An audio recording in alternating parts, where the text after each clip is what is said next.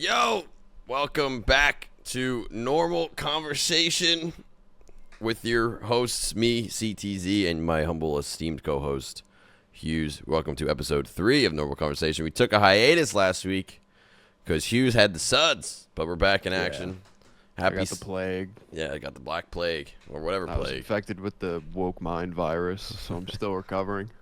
Happy to have you back in action, brother, man. I feel like I've been sick for like 2 weeks, but just not sick enough to warrant any sort of relief from work and or anybody around me. So I think you're pretty fucking sick. Thanks, man. I'm trying to keep it up, but it's good to see you guys. Hope you guys have been well.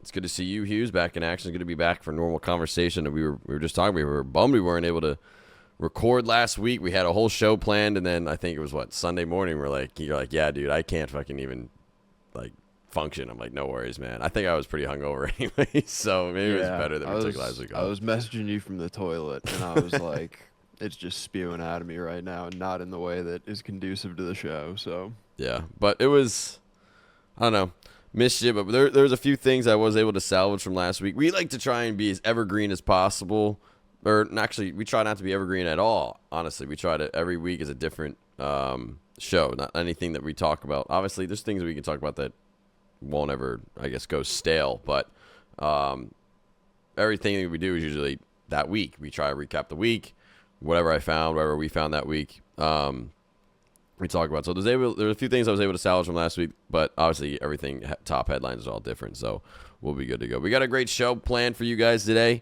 A lot of fun things to go over, talk about, see what we can converse normally about, as we like to say. And Hughes, we're going to go over, not all of them, but you're a big horror movie guy. We're going to go over apparently the top 75 greatest horror movies of all time. I could name them all. Yeah, I'm excited to see. In order. I'm excited to see. We won't do all 75 because that's fucking ludicrous. There's a few other things that I want to go over today, but I can do it in under 2 minutes. Okay, well, I'm excited to see how you feel this ranking shakes out. So, quick shout out to everybody here in the live stream. Vaude, what's up, buddy? Promethean Storm, good to see you, pal. Skip is here. Skip asks a really good question, Hughes. What even is normal? That's a great question, Skip. I have no clue. That's a great question. Wow, that's deep. That's really deep. Maybe we should rename the podcast to just Conversation. Nah, that's pretty lame. That's good for marketing. It's pretty not. But yeah, we got a fun few segments today. We're gonna try and be a little bit more segmented, be a little bit more, routine oriented, I guess you could say, and be more efficient. So we're continuing to work on this show. We're also trying out some new audio things. So what we've found out is that Hughes' audio is a little bit muffed over Discord, because it's Discord. So what we're going to be doing is, so if you watch the VOD on Twitch, you won't, hopefully, if it all goes right, you won't hear Hughes on the VOD. Which is the ideal way to watch the show, honestly. That is true, but we're going to be recording Hughes' audio he's recording it, and then in post, I'm going to sync it up. So on YouTube, it sounds more pristine and more high-end than it has. Also, I've been in talks with somebody from Spotify, my man, and I am getting a CSS stream on my personal website, which I will hide from the mass so nobody could ever find it. But we're going to be able to put our podcast link on the website and then link it for free on Spotify starting next week. So we will now be on Spotify starting next week. All the previous episodes and the following episodes will be on Spotify starting next week. So starting with this one. But I try and get these episodes on YouTube within the day that we do it. And then I think I'm going to get the Spotify at least up by Monday if it's easy. I don't know how easy or hard it is yet. But it should be fun. I'm excited. We're growing. We're growing like some boys going through puberty, Hughes. There was a lot of places you could have taken that. Well, I did take it to puberty because what app do people going through puberty enjoy watching the most or using the most? Snapchat. You're close. Telegram. No. Come on. Venmo. No, come on. Do preteens. The AMC Theaters app. So TikTok this week. is fighting to stay in the United States, man. They're going to court. The Chinese-owned company had its first day in court to challenge the ban or sell law passed by Congress. So I know TikTok kind of passed this by. We're not really big TikTokers, as you'd say. We're not on the talk. Yeah, I only have it for work, and even then I don't use it. So I really don't. I don't even have I think I have a burner account because I hate it, honestly. That sounds like something you would do if you really loved it, if you were really about that shit. By the way, your camera looks really good today, by the way. I don't know what you did. Maybe it's a skincare routine. It's just me. I'm some good lighting. Yeah. From all the sickness. Everybody knows it really makes your skin glow. You look good, man. I don't know. Maybe we trade audio for visual. Yeah, I just completely cut my audio out and people can just look at me and not hear me. Which I don't know if that's better or worse, but at least it cuts the issue in half. True. Anyways, so TikTok in the courts against the Department of Justice. They're going to be tussling. But TikTok, which claims that a sale before the January deadline is impossible. So basically, the United States is trying to get TikTok to sell to American company, because they're like, hey, you Chinese-owned companies are stealing all our data, and the United States is pissed. I'm sure, for whatever reason, I'm pretty sure this is just focused because I think Donald Trump said he doesn't like TikTok at one point, and everybody's like, yeah, dude, TikTok is bad. But I'm pretty sure every single app we use is tracking our data and selling it, hence Facebook. But I don't know. I was going to say, they're acting as if it was owned by the U.S. They're not just doing the exact same thing. Yeah. But they're like, but it's a bunch of Chinese people doing it, so we got to be worried about this. It's like real bad. And the fact... That's crazy that they can even do that. I thought it was just that they weren't going to be allowed in the U.S. But the fact that they're like bringing them to court and they're like, "Give us your company. You have to give the good guys, the good white American guys. You have to give us your company because we can't trust this weapon of social media in the hands of the dirty communist Chinese." Like, what even is the logic there? So, the company's lawyers, TikTok, said that Congress didn't provide enough evidence to ban the app on national security grounds, noting that much of the alleged proof is classified, though the judges got to see an unredacted version of the government's evidence. So, the Department of Justice then came back and said it isn't targeting speech on the platform, but it is focused on concerns about its foreign ownership, hence why they just don't like China. Officials are worried that TikTok could be used for data collection or information warfare by China. I'm interested to see what they expect, like, what information warfare are they thinking? Like, is China stealing our data and then going to be, like, showing us that, like, say, like, I really like watching lawn care videos on TikTok. Like, I'm a big person like does like before and afters of lawn care. Like, look how overgrown. Trimming the hedges. I was gonna say edging, but edging is such a taboo word now.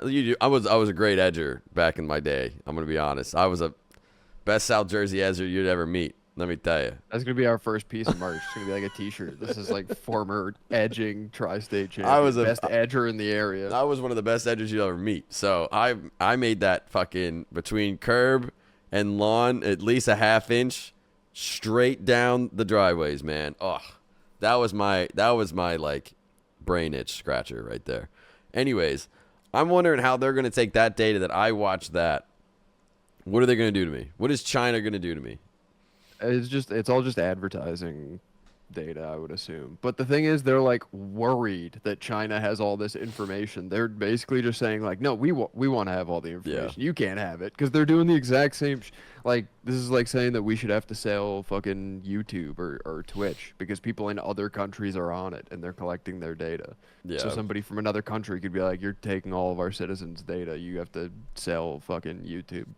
Rest in peace, Susan. Oh, dude, rest in peace, Susan. And her son. You know what's crazy that I learned recently? That family's got to be up to some nefarious shit because her sister's the founder of, like, Venmo or something. I don't know. She's the founder of some insanely popular app. And I was like, what are the odds? The CEO of YouTube's sister's the owner of Venmo? Holy shit. It might not be Venmo. I'm pretty sure it's not. But it's something like that. It's like another very successful, popular company. And That's I was very like, interesting. Lightning doesn't strike twice like that. There's got to be something going on there. With all due respect, rest in peace. Rest in peace. So, looking ahead, yeah. How are they resting or are they just lying? While legal experts are split as to the likely outcome of the case, the court of public opinion is shifting in TikTok's favor, so hence the people are behind TikTok. The share of Americans supporting a ban shrank to 32% this summer from 50% in March of 2023. So the decision is going to come probably, it's expected as soon as November. So get your TikToking in now before the Department of Justice is, well, look, do you think they're going to give TikTok a fair trial? Who knows? I mean, we know about the, we know how the Department of Justice treats other people that aren't like themselves. So we'll see how it goes, But I don't know. I feel like if TikTok is banned, I'm not going to be too pressed.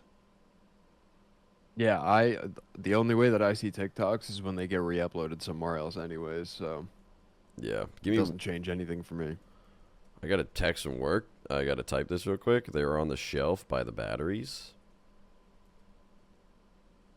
You guys can guess what I'm guessing. If you guys guess what I'm talking about, I will send you personally $5. This is great radio. Right?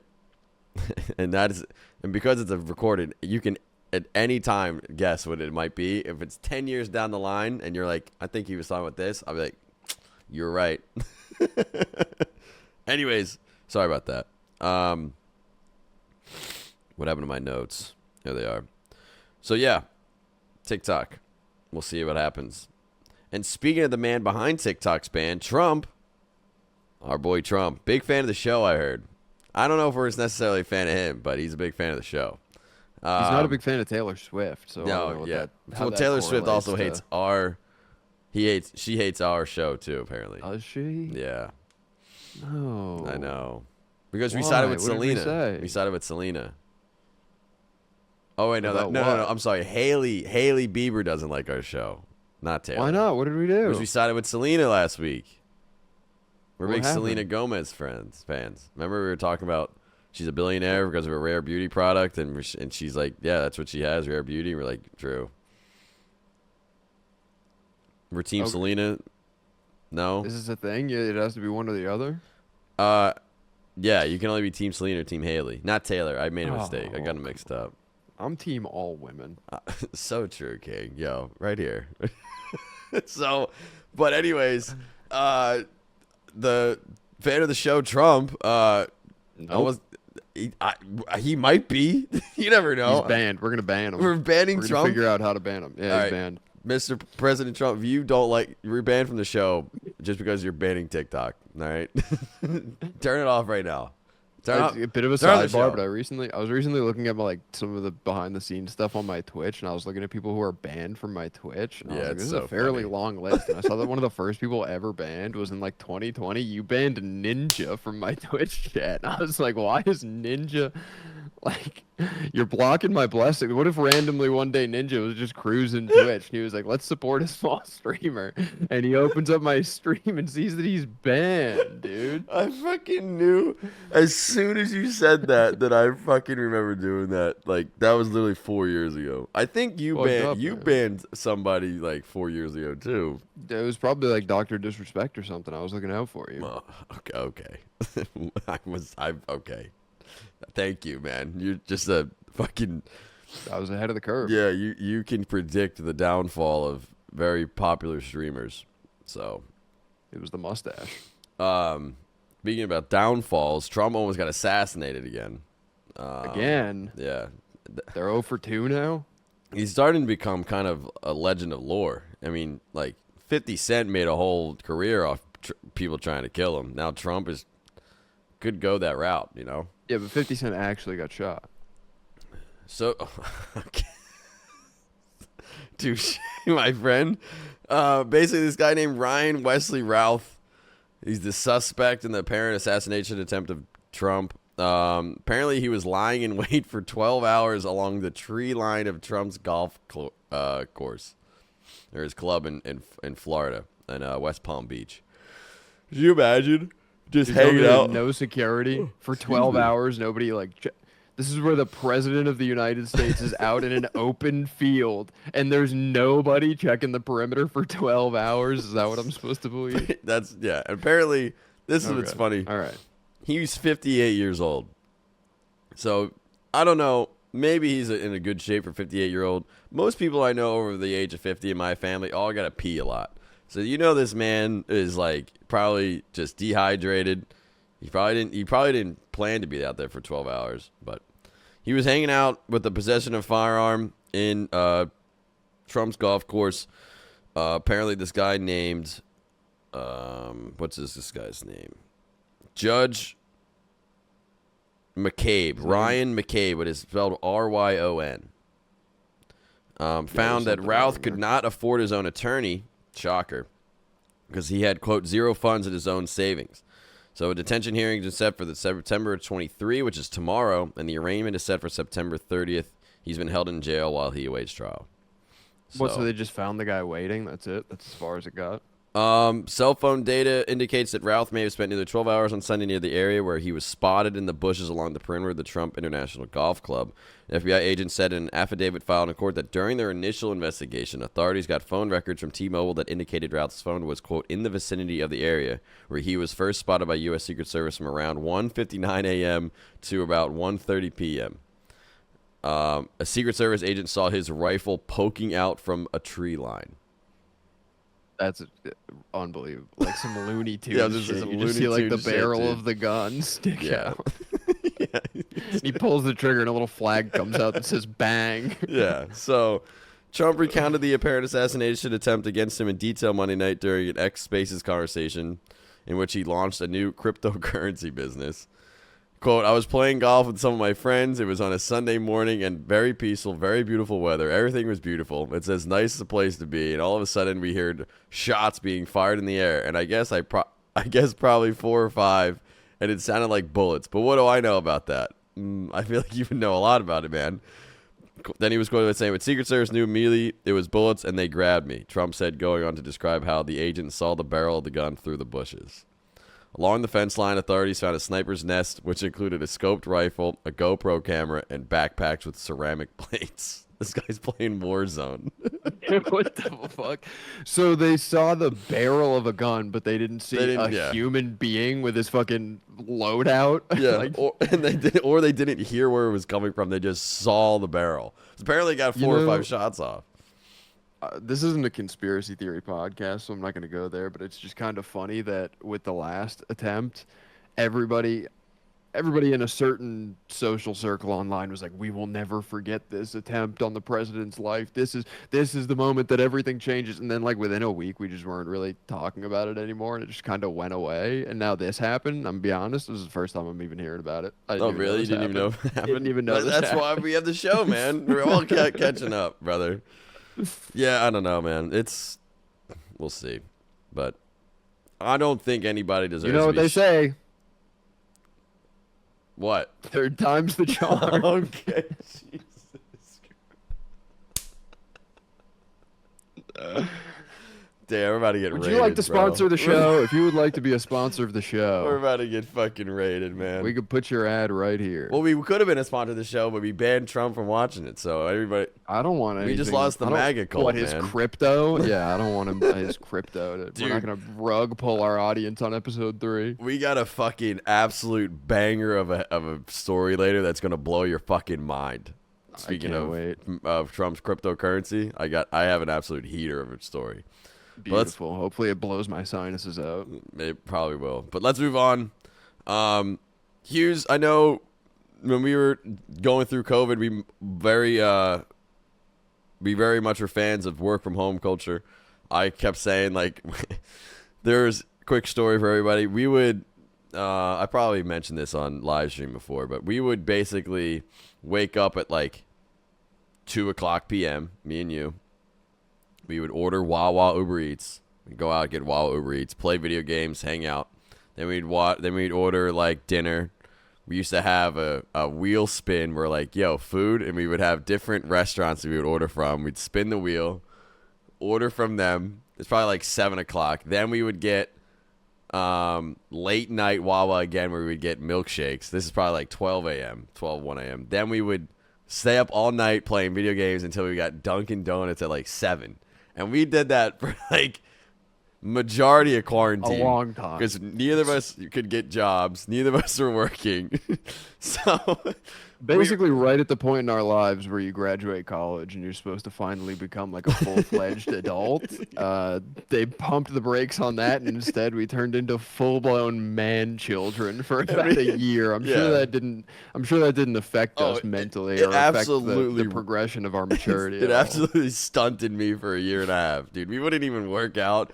We looked like shit, bro. We weren't like Yeah, it's a miracle I didn't weigh haircuts. like 300 pounds. I don't know how. But there was vividly a time where I think we were, I call it a bender, right? We were on this bender of just, we weren't even getting drunk. We were just eating and drinking and playing Occasionally, video but not games. like Yeah. daily. Yeah. And we were streaming at that point too. But we would just, I remember because I would always order the Uber Eats and I would have to, our apartment building sucked for getting delivery. So I would always have to go outside and meet the delivery driver. So I remember there were some mornings. There was one morning where it was so goddamn busy in Tampa, and I was like out of breath trying to go get our Dunkin' Donuts order. And I came in. I'm like, bro, there's no way I can go back to commuting. That was hell outside. and I was just picking up coffee, man. The peak of the modern adult male is getting Yeah. out of breath because you have to walk outside to get your Dunkin' Donuts that was delivered right to your door. Yeah, but anyways, the work from home culture spoke to us spiritually. But if we Even need, though I've never had a work from home job, yeah, really, but yeah, you've been on the I grind. can I can see the allure of it. Definitely, it'd be nice to be able to just sit at home and Yeah. fucking play ball of tro and pretend like I'm working. Well, if you work for Amazon, man, Amazon has told employees to return to office 5 days a week. So they're back in business, which I thought was very interesting. The new CEO, not our boy Bezos, but Andy Jassy, pronunciation could be incorrect, Yeah, is okay. instructing corporate staffers to work from the office 5 days a week. Amazon required employees to be in office at least 3 days a week previously, and now they're also flattening its corporate structure by having fewer managers in each organization. Apparently, working for Amazon is like very stressful. So Yeah, I've heard. Even the warehouse jobs and stuff, it seems like at first people talk about it and they're like, but it like pays well and it's like a decent job. And then you actually ask anybody who's been there for a while and they're like, they treat us like fucking garbage. I've heard the same thing. Corporate employees will be expected to be in the office 5 days a week, outside of extenuating circumstances, apparently. Before the pandemic, it was not given that folks could work remotely 2 days a week, and that will also be true moving forward. Our expectation is that people will be in the office outside of extenuating circumstances, Jassy said. Amazon also plans to simplify its corporate structure by having fewer managers in order to, quote, remove layers and flatten organizations. They said at least 15% of managers will be cut by the first quarter of 2025. So apparently they have 1.53 million employees. That is pretty insane. That's a couple. That's a couple.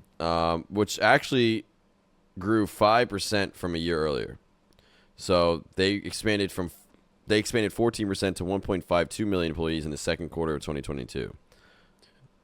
So It's they're the just natural hiring progression, everybody. because eventually everybody's going to work for Amazon. Because Probably. Amazon's going to control our food and our water and our housing and our cars, and so the whole world is just going to be. It's a fight to the death between Amazon and Disney. They're both trying to own the whole world, and eventually the only companies that exist will be one or the other, and you got to choose a team. And then it'll be a civil war between Amazon and Disney. Who are you picking? You fighting for the mouse or you fighting for the baldy? Amazon. You think so? You're taking I'm Daddy fine. Bezos. Yeah, I'm gonna side with Amazon. You're taking up arms against the mouse. Yeah. Fuck that That's mouse, crazy. dude. You're gonna side with Disney? I don't know. I haven't thought about it enough yet. Choose right now. Choose your fighter. I don't have to. You just made me choose. Yeah, I know exactly. I'm still even if I thought about it, I'm thinking about it a lot now. I'm still gonna try to choose Amazon, so it doesn't really matter. I think having people in the office 5 days a week is one of these just like outdated, fucking stuffy old corporate businessman things where they like feel like they have to make their workers jump through hoops. When it's like we need to have them fucking in the office all day, every day, 24/7. They're not allowed to have a life outside of here so that I can feel good about myself. But the bosses are also only in the office like 2 days a week for like 4 hours, and they're Yeah, like, or they're not fucking- there. They're getting the lunch special at Mons Venus, fucking Yeah, or playing The best is playing fucking 18. the fucking best is like when we have a meeting, you better have cameras on, and every fucking meeting is my boss is like on the phone driving to the golf course. It's like, God damn, dude. But he's mad cool, so I gotta give him to it. But like I was like, fuck, dude. I mean, you gotta beat the boss. You know, that's the boss shit. But It's the same idea as like I had this conversation on my stream about there was a tweet that people were kind of going a little feral over where a lady was like I showed up for a job interview and they turned me around and told me to come back another day, and she showed the outfit she was wearing, and it was because she wore shorts. She was wearing like a button-up shirt and like a blazer, and they were like just black like dress shorts kind of like, and she looked well put together and everything. But because she was wearing shorts, they were like, "We're not going to give you your interview. Come back dressed appropriately." And I was like, that's kind of insane. And I expected everybody on Twitter to also be like, that's kind of insane. But surprisingly, every single one of the replies was like, you're lucky they even gave you another interview. What the hell were you thinking? You're out of your mind. You got to dress to impress. And one guy was like, you got to dress for success. You got to, even if it's McDonald's. And I was like, brother, if some 15-year-old is showing up to put fries in the fryer, he shouldn't have to wear a tuxedo. Like, it doesn't mean anything. well, yeah, I'm on the. You got to be a little professional. So I vouch for that. But Yeah, for sure. if you show up in a tux, I'm firing you. I'm not taking you seriously. You But ever see also, I Step feel Brothers? Yeah. Yeah. I That's feel legitimate. like shorts, though, shorts is such a small step to like, how is that indicative of how well somebody is going to do at their job or how they're going to act? And it's like, because you can see their calves. I don't know. I don't know why I said it like that. It's, I guess, on the basis of like being presentable. Like if shorts How is are it not presentable, though? shorts aren't really presentable. What is it, the year 1432? If we see ankles, you're like going to it's hell? like wearing slacks or wearing pants. It's just you're more like, I don't know. You're more Why, presentable. I don't know. It's just society's standards. Because I'm the with you. rules they just made up for no They fucking did. reason, They did. brother. You're in the Matrix. I'm fully in the Matrix. I'm being pulled in multiple directions per day. I fully am with you there. I don't know. But yeah, I would not, like, personally, I would never show up to an interview in shorts. Honestly, I think you could show up to a job interview in sweatpants and a baggy t-shirt. Then again, and I have taken multiple Zoom interviews in my underwear and a suit jacket. So what do I know? yeah, so now you're kind of. I kind of take it as like a mental game for me. That was like you don't know that what I'm doing right now. Like I'm in control. It's so a you're getting like control thing. you're getting like a weird sicko kind of pleasure. Gets you a little out of- confident for the interview. You need any little mental game, give you a little up, nail the Well, at that interview. point, why even wear the underwear? You know. Because my chair is not comfortable to wear butt ass naked, or sit in butt ass naked.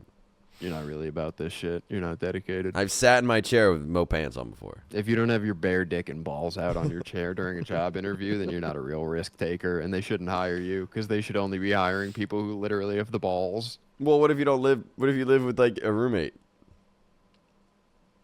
If I was taking a job interview Gotta when we get were a living, job, man. Hey, if I was jobs are hard to get if I these was days. taking an interview with my dick and balls out in our apartment, and you walk into my room or see me with my dick and balls out, That'd be one of the funniest fucking things I've ever seen in my life. I'd still talk about it. Fair I would enough. respect the hell out of that. Fair enough. And I think any good employer should as well. That's fair. Imagine you're like, all right, thanks guys so much for the opportunity. I look forward to hearing from you. And they're like, all right, sounds good. We're gonna go ahead and end the call. And then they don't end the call, but you expect them to. And you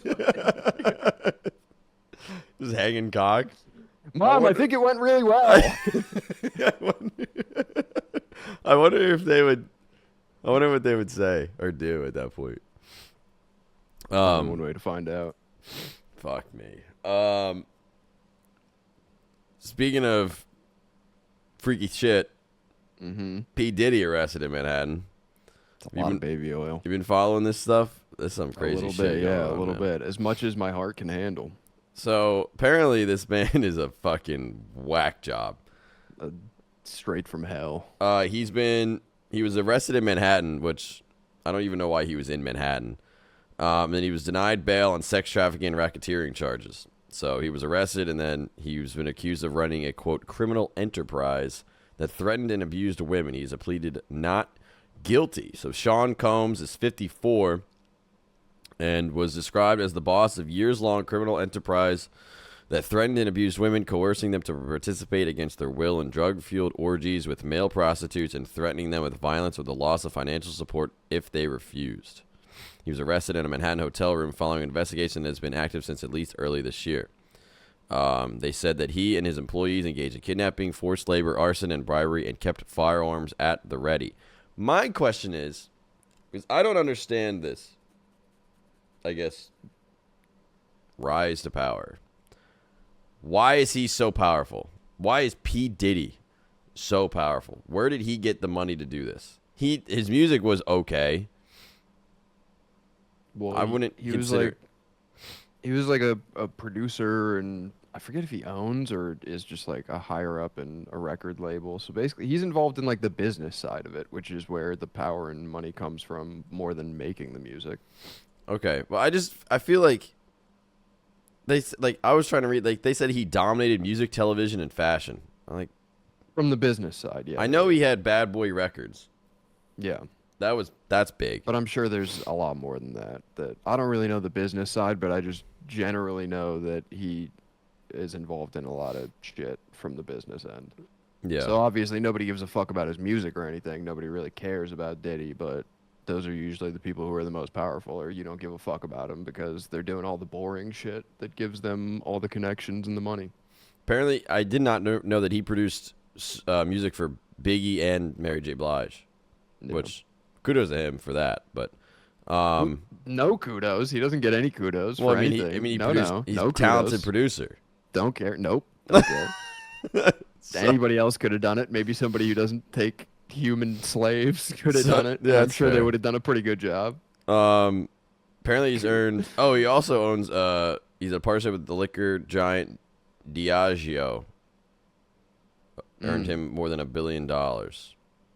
Yeah, so that'll do it. Either way, apparently, have you been following this on Twitter? These, like, quote-unquote freak-offs, and there's all these different, like... Yeah, people have been talking about that shit for a while now, ever since there was, like, rumblings that something was going on with him before it became this full-blown investigation. But honestly, it's so much baby oil. Yeah. Like, they were saying thousands of bottles of baby oil, which at that point, like, you gotta go, like, straight to the source. You gotta go to the distributor. I don't know what shipments. Like, how do and you... in which case, you're telling me, so he's going, like, straight to the distributor for baby oil, and nobody at the company is just, like, going home and cracking open a cold one with, like, their spouse or a friend and being like, yo, you want to hear something crazy? Like, you know, P. Diddy? Yeah, that guy. Yeah, he gets thousands of bottles of baby oil delivered directly to his doorstep. Like that. So is he paying hush money? If he's paying hush money, if you're telling me Diddy's got big baby oil in his pocket. He's got Johnson and Johnson on the fucking speed dial and hush money. Dude, then that enough is alone. I would have been like, fucking lock him up forever. But so, yeah, no, on a serious note, no, he's a disgusting sicko. You'd think being like a criminal for so long and probably doing this weird shit for so long, you'd be have more efficient use in your baby oil. There's no way you need 1,000. There's nothing you could not prove to me that you need 1,000 bottles of baby oil, that you couldn't like cut a little expense there and be like, I bet I could take each bottle that I use fully. I could probably use half of it. That's 500 bottles right there. Maybe it's about the excess. Maybe it's about, like, there's dehydrated kids in Africa somewhere who need this baby oil for their skin. So he's just, like, playing around in it. It's like a power dynamic kind of thing, you know? Understood. Nah, that's probably what it is. You're right. But, no, hopefully they take him to court and they just, like, shoot him in the head, you know? Oh. Oh, my God. So, I feel like at a certain point, like, there's no, like, what is the goal with, like, you can't rehabilitate somebody like that. No, There's like such a deep evil sickness in your heart that like there's nothing you could possibly do that's gonna like, turn their life around for the better. Yeah, he's beyond rehabilitation. It's all about, you know, if you pull out the root, how many roots are coming with him, you know? So it's about like, apparently like they're saying Jay-Z and Beyonce could be part of these lists, or like LeBron James is part of these lists. Barack Obama is friends with P. Diddy. So anyways, these freak-offs are quote-unquote highly orchestrated performances of sexual activity in hotels and other locations that were fueled by drugs and could go on for days. These events, the government says women were plied with drugs to keep them, quote, obedient, and coerced to participate in sex with prostitutes. So We'll see how much comes out about it, because apparently I was seeing earlier that he's being kept at the same place that your buddy Jeffrey was being kept at. He's being kept in so. like the shittiest parts of Manhattan jail. Like, Yeah, so apparently he's not in a good spot. He's being watched by the same people that were watching over your homeboy there. Stop. When, I let it go once. Accident. Jeffrey Epstein is not my homeboy. I have no ties to him. I do not know anything about him. I don't like what he's done or what he did or what he stood for. So let's I'm not an Epstein guy. That's crazy. It's a win for me that you just even have to clarify that. My job's done. The fact that you have to stand up and make that. Well, you said it twice in 10 seconds, so I need to make sure the record was set there.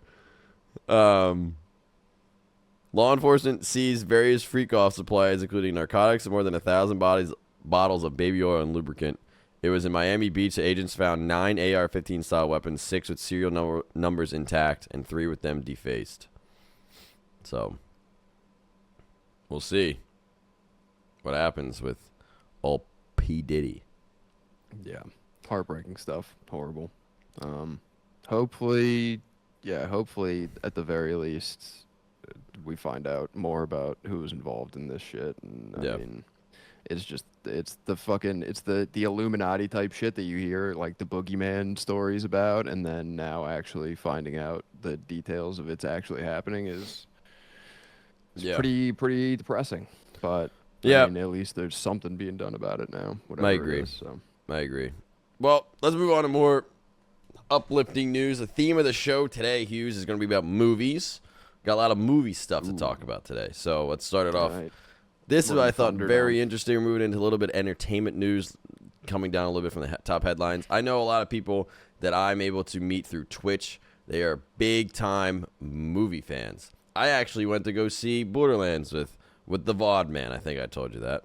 Of all the movies. It was the worst decision I had in my life to go see that movie, but it was a good time overall. But this is what I thought was very interesting.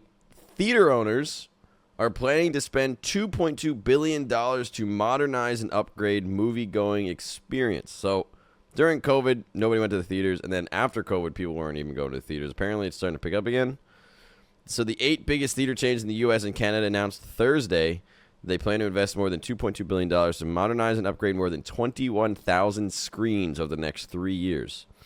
Theater owners work to keep movie-going top of mind for audiences. Some theater owners have been adding attractions like pickleball and zip lines in addition to upgrading their auditoriums.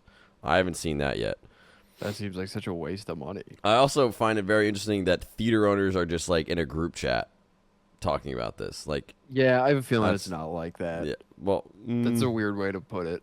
I doubt that like these billionaires. The way I put it, or how this like, article is stating it. The way that they're framing it, as if they're all just like, LMAO, guys, guess what I just bought? Like, oh my God, I gotta get one for mine. The upgrade plans come as the after effects of the pandemic and Hollywood strikes continue to affect the exhibition business. Summer box office totals running about 13% below last year. Moviegoers also often complain on social media that theaters are dirty or have substandard seats or projection, which I agree with. Yeah, that's the part I was going to say. Why are they adding fucking pickleball and the water parks or whatever the fuck? I guess they're trying to make like a destination rather than... You can't do that while watching a movie. What's the point? You go to the movie theater to watch your movie and then leave. Why are they trying to make it a place that people just hang out? Like, that's so strange to me, but... I mean, yeah, tickets to movies are already too expensive. So if they're so expensive. If they're spending like $2 billion on upgrades, then I don't know, it's going to cost like $150 to go to the movies, and nobody's going to go anymore. So I don't know how that's going to work out, but we'll see. Apparently, the theater chains that have reported their investment goals to NATO are AMC, Regal, Cinemark, Cineplex, Marcus Theaters, B&B Theaters, Harkins Theaters, and Santikos Entertainment. Also, a footnote for everybody at home. It's always interesting when this comes up. That is not like NATO. They don't have to report theater shit to like the North American Trade Organization. Yeah, no, it's... They don't? Are you sure? It's the Association of Theater Owners. Oh.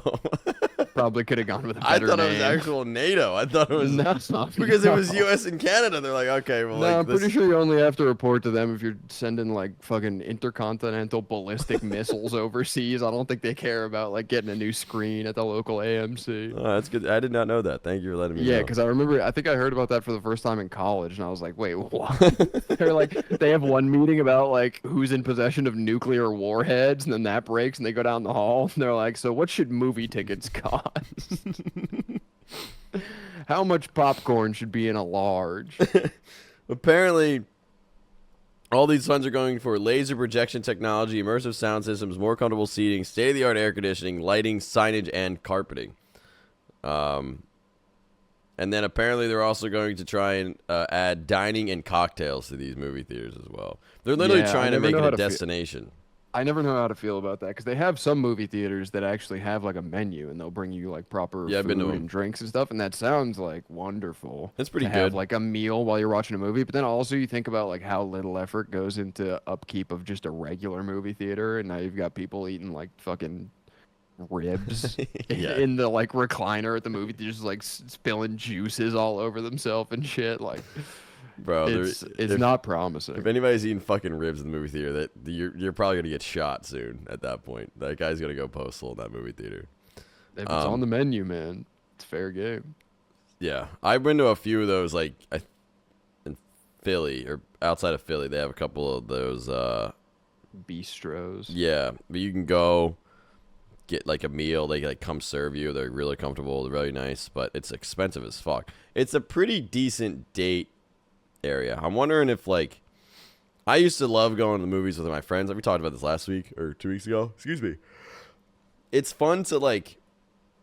I always enjoyed that. Maybe they're trying to get people to like go on like dates or like friend outings. If they're making like an outing, like oh let's go play pickleball, grab a drink and dinner, and see a movie. They're Like, I making it get an that. activity. Yeah, which it's is weird because it's so detached from the movie itself. Like if Yeah. you're going to see the movie, you're just going and you're sitting down and you're quietly watching the movie. Yeah, And then when you get out of a movie, people aren't like, all right, let's just hang around here for a while. yeah. I don't know. I'm like, get me the fuck out of here, man. Yeah. I was just locked up in a dark room with a bunch of strangers for 2 hours. and I'm happy nothing happened. So yeah, we'll have to go to the movies and see how it goes. We'll see how long it's going to take to getting those upgrades. There's the next few years. Yeah, See what man. Anything happens. that keeps the theaters alive. I've never been a big theater. I mean, I'm such a fake movie lover because I've never really liked going to the theater, but No, I want them to do well. I love seeing their success because theaters being successful is good for movies in general. So Yeah. In other entertainment news, SNL season 50 is coming up. Are you an SNL guy? I don't think I have ever in my entire life watched a full episode of SNL. Okay, but you've seen segments like you. A couple. Okay. I used to be a big fan of it when I was growing up, and then I kind of stopped watching it when I got to college. And then I like kind of keep up with it on Twitter. Sometimes they like election year SNL has always been kind of it's like their most popular stuff, like making fun of politicians and whatnot. Like they made fun of Yeah. Sarah Palin and Obama and Trump, and I'm sure they made fun of Biden. I didn't see it. I can't imagine what they're going to be able to make fun of this season. But I mean, even South Park was like, "Yeah, we're going to take this election year off because we don't know what more to make fun of Trump about." That's what they said. Yeah. So- I mean, it's been so fucking run into the ground, honestly. Yeah, it's also becoming very. They get a lot. I mean, they've always been mainstream, but they're getting mainstream. So this season, the lineup for the first week includes John Mulaney, Nate Bargatze. I might have beat Bargatze, Bargatze. Early performers for this season include Chappell Roan, who we saw at Lollapalooza. Coldplay is coming back in action as well. So, SNL season 50 starts next Saturday, September 28th. And then Gene Smart, who stars in the American comedy drama television series Hacks. Apparently it's a great show. Never even heard of it. Going to host the first show. And Jelly Roll is going to be the musical artist. So, Jesus. they got a lot of people. But like October 5th is Bargatze and Coldplay. And October 12th is host Ariana Grande, but musical guest Stevie Nicks, which I thought was... I saw that. That was confusing. Yeah. October But I 19th, you guess, get I mean, Michael Keaton, Beetlejuice, wow. and Billie Eilish. Like, they're going, like, I feel like maybe this is maybe because I'm watching it. You watch SNL from the older days, and you're like, oh, this is probably before they got really big, or like this is like in their up and coming when they got really big. These guys are all established. I feel like SNL found like unestablished comedians and people to come on their show, but these people are all like very established. No, I feel like the guest spots were always kind of like that, where it was like Was it? big stars. I think it's always Okay. been, yeah, because I feel like from the perspective of like a celebrity, that's one of those like bucket list things, sort of. So Yeah. like once you've made it, it's like, oh, I got to host SNL. That was like something I always wanted to do, or like I got to Yeah. perform on SNL. So maybe early on it wasn't always like that, but I feel like as long as I could remember, it was always sort of like a big deal. Like they would get big stars to come to it. Yeah. And Kenan Thompson's coming back. He's been on SNL for like, usually you kind of go on SNL and then you leave. He's literally made a career out of just being on He's SNL. a lifer. Yeah, which I kind of He's a locker room guy. I think I fuck with it though. I definitely hope I run into Kenan Thompson, like on the streets of New York City at some point. He's like Yeah. I've always You think been of all celebrities you could possibly run into on the street, he's high on the list. yeah, honestly, I feel like he's just Wow. I feel like he's just a very like I don't want to say normal person, but like in terms of celebrities, I feel like he's just like, yeah, I take the train to go to the show and I'm like eating at wherever I want to eat. I feel like he's just not like, he's not very like entitled, you know? I feel like he's What just a about my normal, boy Timmy Chalamet? He's a New York guy. but he's He's a on New SNL. Yorker. Isn't he a No, but I'm dickhead? just saying in general of celebrities you could run into No, up there. I don't really fuck with Timothy Chalamet. Come on. Nah, I'm right. Sorry. Dune? I haven't seen You don't it. fuck with Dune? I haven't Dune seen it. Part 2? I haven't seen part 1. Wow. And then Wow. final entertainment segment fucking headline before we take a quick break here. You ever watch Cards Against or play Cards Against Humanity? Probably like once. So they're suing Elon Musk's SpaceX over land bought to curb Trump border wall. Yeah, I'm I like, saw this. I was like, what the fuck does this mean? So Yeah. the company behind the popular adult party game has sued SpaceX for $15 million on account that they've accused employees of SpaceX of trespassing and damaging land near the U.S.-Mexico border that Cards Against Humanity purchased in 2017. I don't. Why Cards Against Humanity has this land is interesting to me. Yeah, I don't. So it sounds like I feel like these big like disputes where somebody finally like fights back against the evil corporation. I feel like it always ends up being some weird obscure company like this. I don't know why. But I guess it's just like they're probably just like normal fucking people who just stumbled into a super successful company and they were actually like, all right, well, let's do something cool with our money. So it started with a fundraiser thing they did where they had like customers like donate. It was around the time that Trump was talking about like building the wall and shit, and they were like, okay, well, how can we fuck with his plan to build the wall? And so they like crowdsourced a bunch of money so that they could just buy a plot of land right along the proposed path, so that they couldn't build anything there. Yeah, that's exactly. So that's what how they they did. ended up with it. They Yeah. used over $2 million in donations as they obtained a piece of land near Brownsville, Texas. So they protected that area against Donald Trump's plan to build a wall on the southern border. So basically, they just were just absolute dickheads. But like, who's the For real good. dickhead? Yeah. Yeah. So an Instagram post, Cards Against Humanity said that Musk snuck up on us from behind and completely exploited that land with gravel, tractors, and space garbage.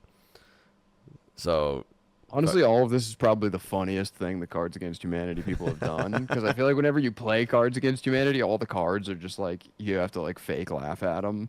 Because it's just like you're I've trying played to a win few- by absurdity. And Yeah. it's like yeah. Grandma always told me not to get my penis stuck in a tuba. You know, like it's just like random shit that you're like it's not funny and like Yeah. nobody has the same sense of humor. But this, I gotta Good for- respect yeah. the troll job. But yeah, they're suing for $15 million. So the company created website ElonOwesYou100.com with more information regarding the lawsuit. It also shared photos of what the land looked like in 2017 and 2024. So if you want to go to www.ElonOwesYou100.com, you can check out this this nonsense going on. So Yeah, well, so apparently I read that they said that if they win the lawsuit, they want to give the money back to their supporters. that's badass. Yeah, so I respect So the hell out of that. they That's seem really like cool. good people. Then who knows? Even though Yeah, they I mean, their make game's shitty their jokes. game's shit. Yeah, their game's shit. I but like it. respect I their like work. Cards Against Humanity. I'm not a fan. I'm a fan of it, but it's a dated take in my opinion. Yeah, that's fair. All right. There's better things you could do with your time, like spin the bottle or something. I Yeah, don't know. 7 seconds Just a of bunch heaven of like 30-year-olds. with your family.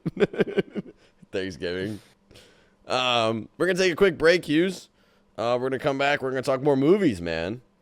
I'm excited to go. talk I'm more locked and movies. loaded. So thanks for sticking around here, gang. Quick shout out to everybody in this live stream. Saints here, Tree Guy, Larry, Vodman, Durs, Spider. What up, guys? Good to see you. We're gonna take a quick break here on Normal Conversation. You're listening to us. Well, right now you're listening to us live on Twitch.tv. Maybe you're listening to us on YouTube. Maybe you're listening to us on Spotify. We'll be right back after this quick break. Yo, welcome back to Normal Conversation with your boy CTZee and my best friend Hues. Thank God for that fucking break, because I needed something to eat so bad, and I had a chicken parm hoagie from last night that I didn't get to finish, and I'm just down in that shit right now. Oh, I feel so much better. I was like kind of going delusional there. So You were telling me a little bit about your new favorite podcast, Talk to Her. talk to her. Let me talk to you. Yeah. Shout out. Yo, honestly, like people are hating on her. I don't know why. It's like, oh, she got famous because she made a blowjob joke. It's like she made a joke, it went viral, and she's making money off of it. Would you not do the fucking same? She didn't decide. I'm not mad at her. I'm mad at the people that made that joke so popular. Yeah, the joke sucks now. She's just riding the wave. I mean, Yeah. good for her. That's the fucking American dream in 2024. Is some random weirdo walks up to you on the street with a microphone and I did one of happens to reach the hearts and minds. I did one of those.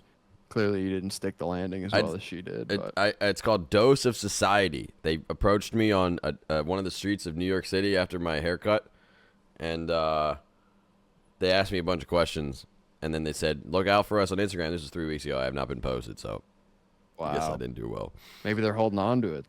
They know that that's their gem. It might be. They're I keeping could one be in the chamber. Yeah. They're like, we got to post this when engagement's high because this one's going and fucking it's gonna rip through the charts. But yeah, once it gets know. posted, I'll send it to you, Hughes. You know what?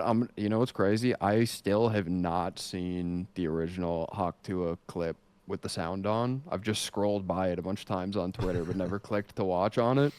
So I basically just experienced the whole thing secondhand. I have, however, seen a video. There's this old lady who gives, like, I guess, blowjob advice on the internet. That's like her thing. I don't know why it's her thing.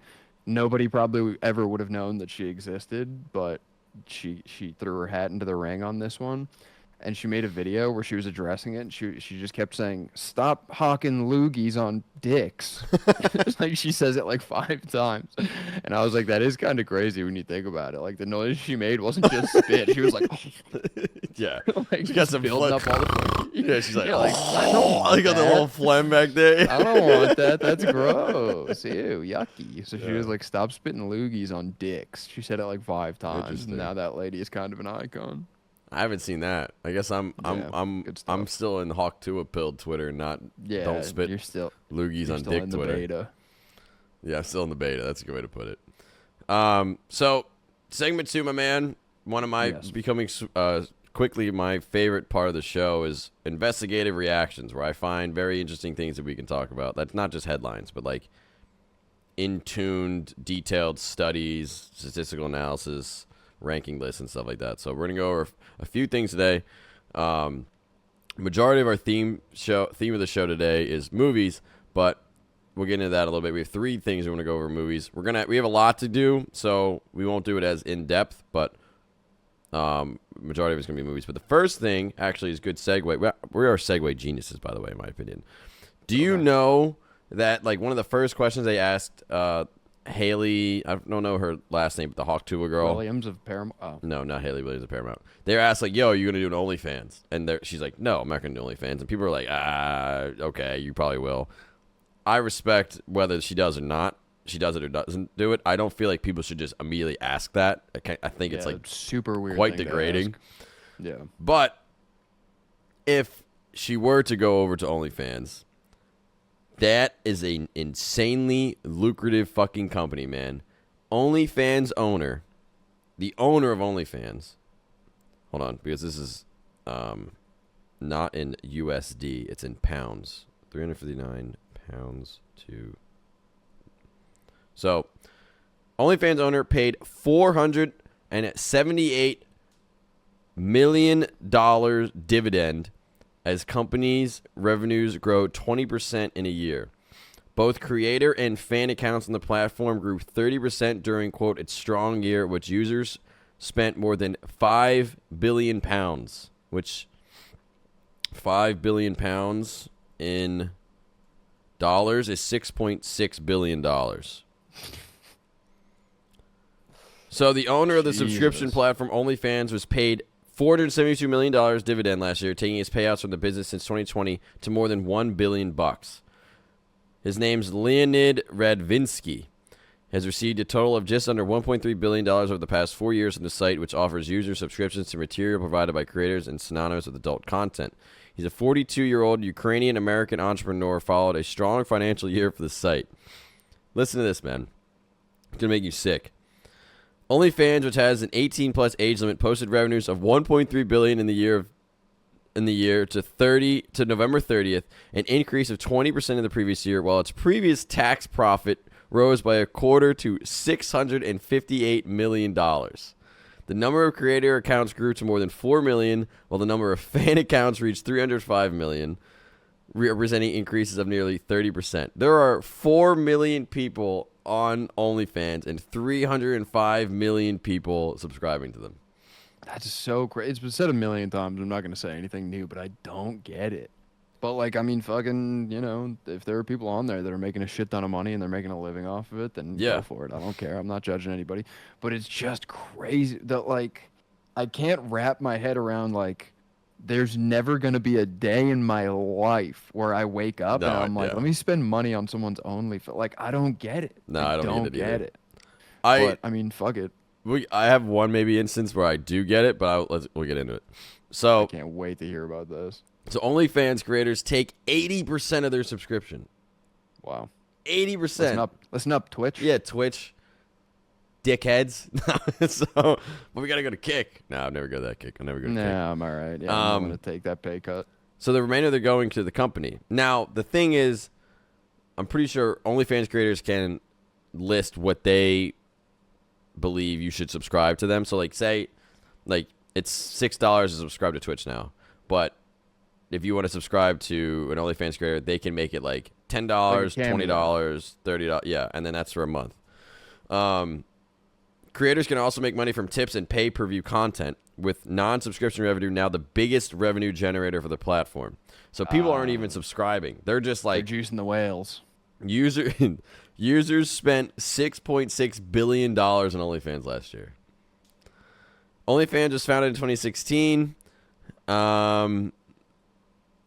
by a then 33-year-old British entrepreneur, Tim Stokely, who was joined by his father, Guy, a former banker, as a director. The business was sold to Radvinsky for an undisclosed sum in 2018 and saw its revenue boom during the coronavirus pandemic, making it one of the UK's most successful tech startups. So, OnlyFans, porn sells. Porn's always sold. It's always been like, kind of like a thing. If you look back and like, you know, look at music videos from the early 2000s, look at even commercials from the early 2000s or like the 90s, sex sells. Sex always is sold. And then it got to a point where it was so saturated, companies would then, and I agree with them, they kind of shifted. It's like, well, let's look at like individuals that aren't, let's not sexify everybody. Like Dove soap made that like comfortable in your skin commercials where it was like, you should be comfortable in your skin inside and out of it. And like they would have a bunch of individuals that were like, had like pigmentation issues. Maybe they were considered overweight for their age group and or height. Maybe they had some, you know, other I don't want to say cosmetic issues, but like alopecia, where they weren't terminally ill, but like their hair fell out or whatever. They got these individuals, they gave them soap for Dove, and they allowed them to have a platform, and Dove blew up from it. But it was like, oh, like Dove like sees us. So like it went both ways. Sex sells overall, though. And what you were saying is you don't see any instance for this. Do you know anybody that has an OnlyFans that like, you grew up with? Like in an OnlyFans account? Yeah. Like they make. I don't think so. I mean, you say that I grew up with like. Well, like anybody like you girls. maybe crossed. My graduating class was like 48. So. There's one girl I know that I went to high school with, right? She was very, very popular at the time. I like wasn't friendly with her, not friendly with her. She has an OnlyFans, right? I swear on my life, I never have bought OnlyFans of hers or anybody. Strike me down. Let this podcast never take off if I have.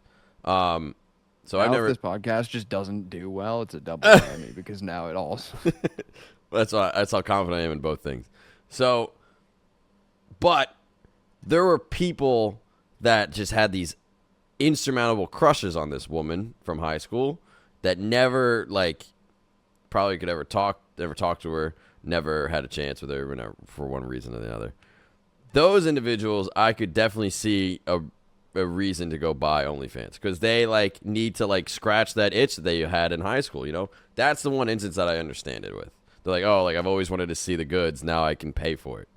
Oh, that's so fucking creepy. It is creepy. I'm not saying it's not. You went from not having a chance ever in a million years and just watching from afar to paying every month to still not have a chance and keep watching from afar. Yeah, and I just don't get the psychology of it. I get that it's creepy. I'm not saying it's not. I'm just saying they have OnlyFans has been able to tap into this ability where everybody on social media thinks that they're the fucking center of the universe.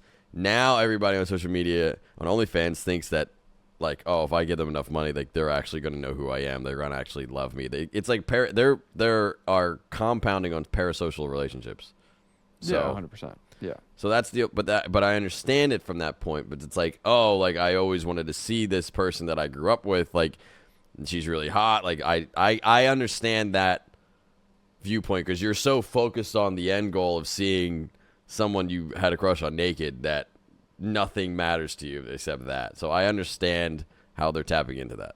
I feel like just seeing someone naked is such a cartoonish, it's not that satisfying. To just see a picture out of context and just be yeah, okay, and just no, I feel agree. Weird. I guess it's not satisfying. I guess the video stuff. The part of seeing somebody naked that's satisfying is when they're showing it to you specifically, and it's there's an exchange there. But to just see it like just a fucking piece of newspaper and just look at it is so there's nothing there. It's so weird. I also am curious at how many people buy OnlyFans as hate watchers. Oh, probably so many. You know what I mean? It's everywhere. There's hate watchers on Twitch, on YouTube. There's people who hate actors and they'll watch every movie they're in just to talk shit. There's a I wouldn't even call her a friend, person at the college with that went down that route. Remember her? She's bankrupt now, but wow. but not everybody's the hawk to a girl. I disliked her so much that there was part of me that's I just want to see how bad it is. You know what I mean? I never did. I know someone who did, who reported back to me. But there was part of me that's I need, and then I was like, what am I doing? You're so immature and stupid to think that way. That's so weird. But I definitely get that there's other people that have that one track mind. So I don't think I've ever cared about it. Well, you're strongly enough. Yeah, you're very much. I don't think I've seen you emotional over anything. Yeah, it's a flaw. No, it's good in this day and age. So OnlyFans, man, we're gonna take the podcast to OnlyFans. Maybe someday when we do we're gonna do an episode with our suit jackets on and then just dick and balls out on our chairs. Yeah. And we're gonna have people come in and interview us. That's the show. So, speaking of actors, a very cool thing from this website that I found called statsignificant.com. They have a newsletter that I highly suggest everybody checks out. You don't have to subscribe to it. Are they sponsoring the show? No, I'm just a big fan. I like to tout things that I'm very big fans of. They do like a bunch of like literal statistical analysis to like generate an outcome. Doesn't mean it's necessarily correct. It just is like an interesting way to look at things. So this stat significant website did a statistical analysis on the greatest and worst actors in movie history and why. So I want to go over this with you. So we'll go over both lists. I want to see how you agree. So mainstream action movies, movies have been around for all time. Like mainstream action movies since the 80s. You had sci-fi classics, yada, yada, yada.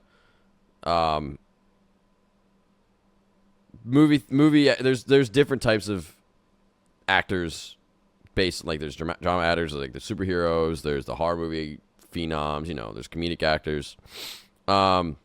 This website decided to deconstruct various facets of movie celebrities before pinpointing a handful of a consensus selection. So like based on like where were they popular with the people, where was their box office success, how many awards did they do. There's different criteria that they decided to take into effect, and then they backed it by a ranking on like, okay, they met X criteria, they are the most popular movie character of all time or actor of all time.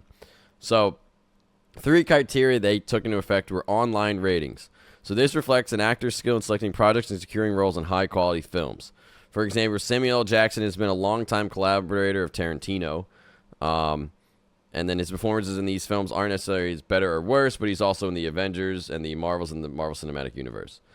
So the highest online movie ratings for actor. So let me start over. These are the leading actors with the highest online movie ratings. Basically, the people that had the highest skill in selecting projects and securing roles in high quality films. Okay? You following this? Yeah, I'm just trying to think of who it would be. You could probably name one of them. Leonardo DiCaprio. He's number 2. So they gave him a 7.38 on the leading actors with the highest online movie ratings. So like they started a movie, how was it perceived? Like IMDb. Basically, his memorable movies that scored the highest were Inception, Shutter Island, The Departed, Titanic, The Wolf of Wall Street. 7.38. Yep. Number 1 is James Stewart. Do you know who James Stewart is?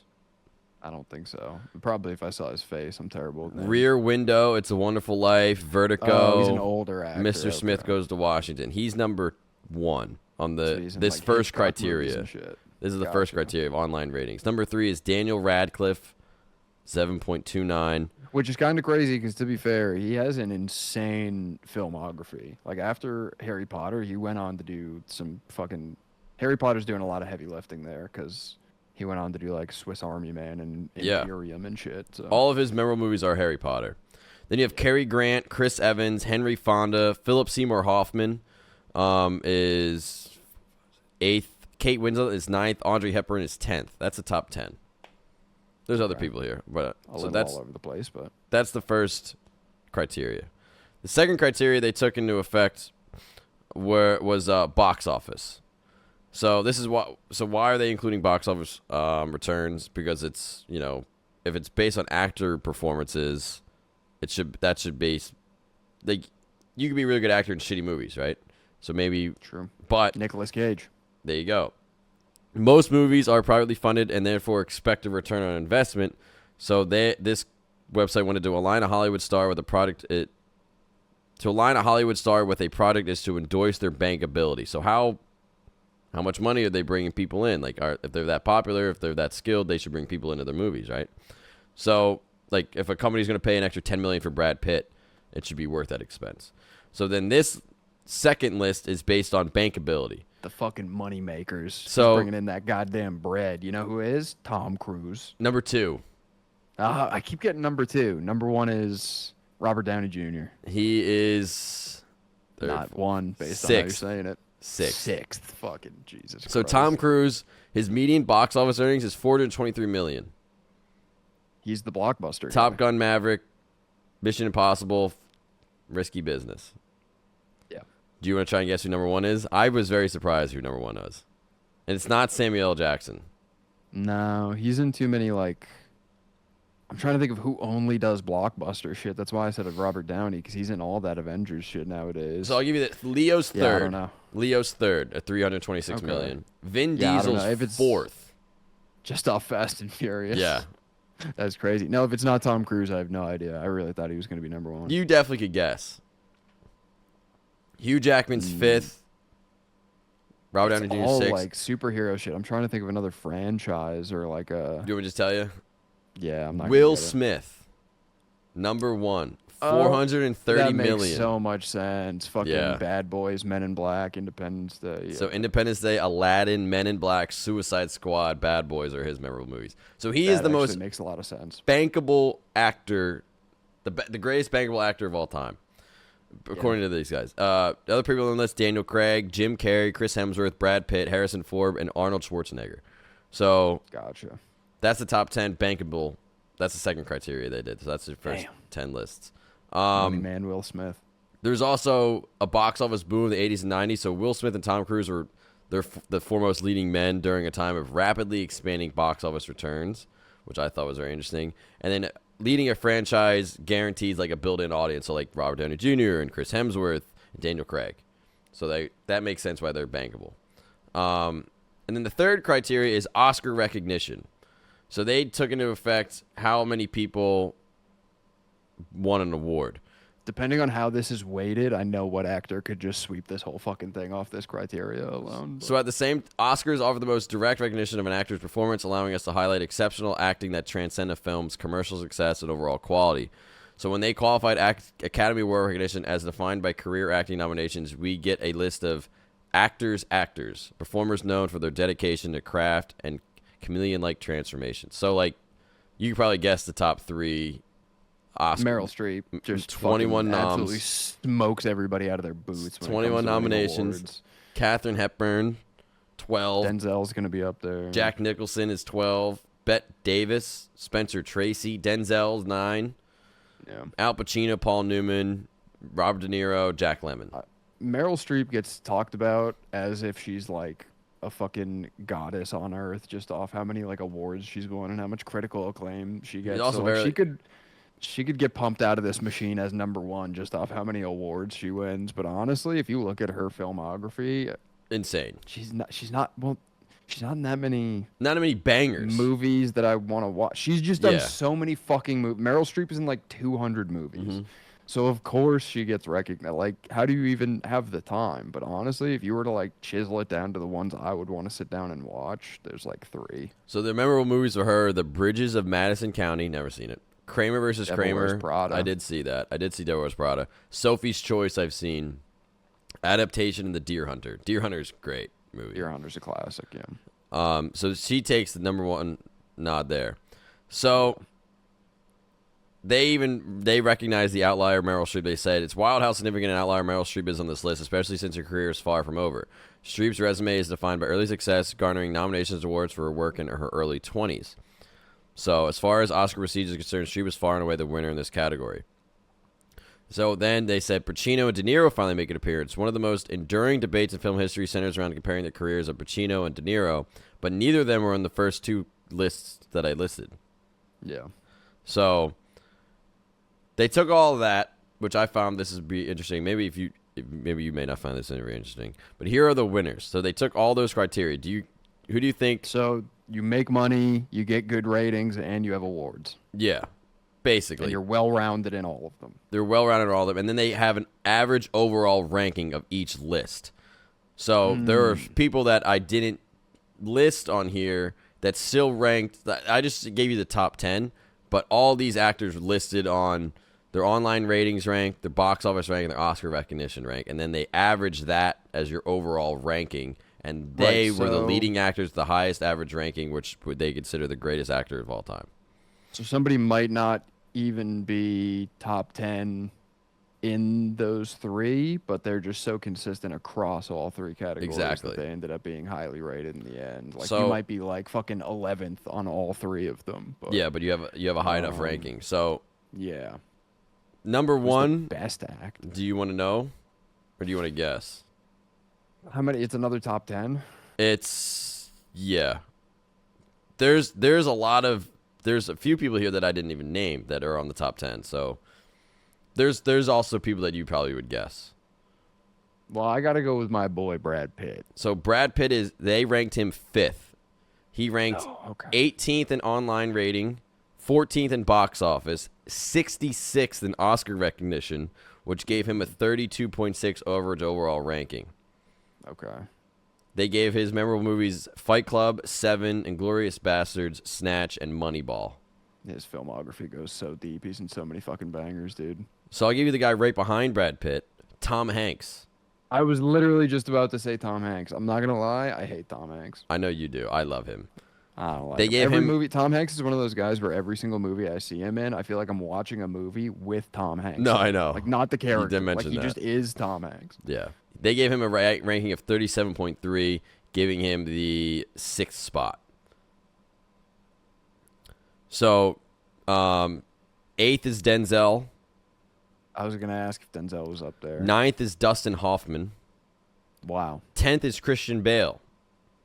Ooh, okay. He ranked I'm happy 11 in about that. That's online cool. rating, but 67th in box office and 71st in Oscar recognition. He's an actor of the people, man. Dark Knight, Prestige, Ford and Ferrari, and The Fighter. The Machinist. Dude weighed like 70 pounds for that movie. It's Yeah. crazy. Audrey Hepburn comes in at 10th. Mark Ruffalo at 11th. Wow. Yeah. 17th in I mean, good online for him. rating. He's in Shutter Island, Spotlight, Poor Things, Zodiac, You Can Count on Me. They gave him 11th. Overall ranking love is him. 51. Number 1, you want to guess or want me to just tell you?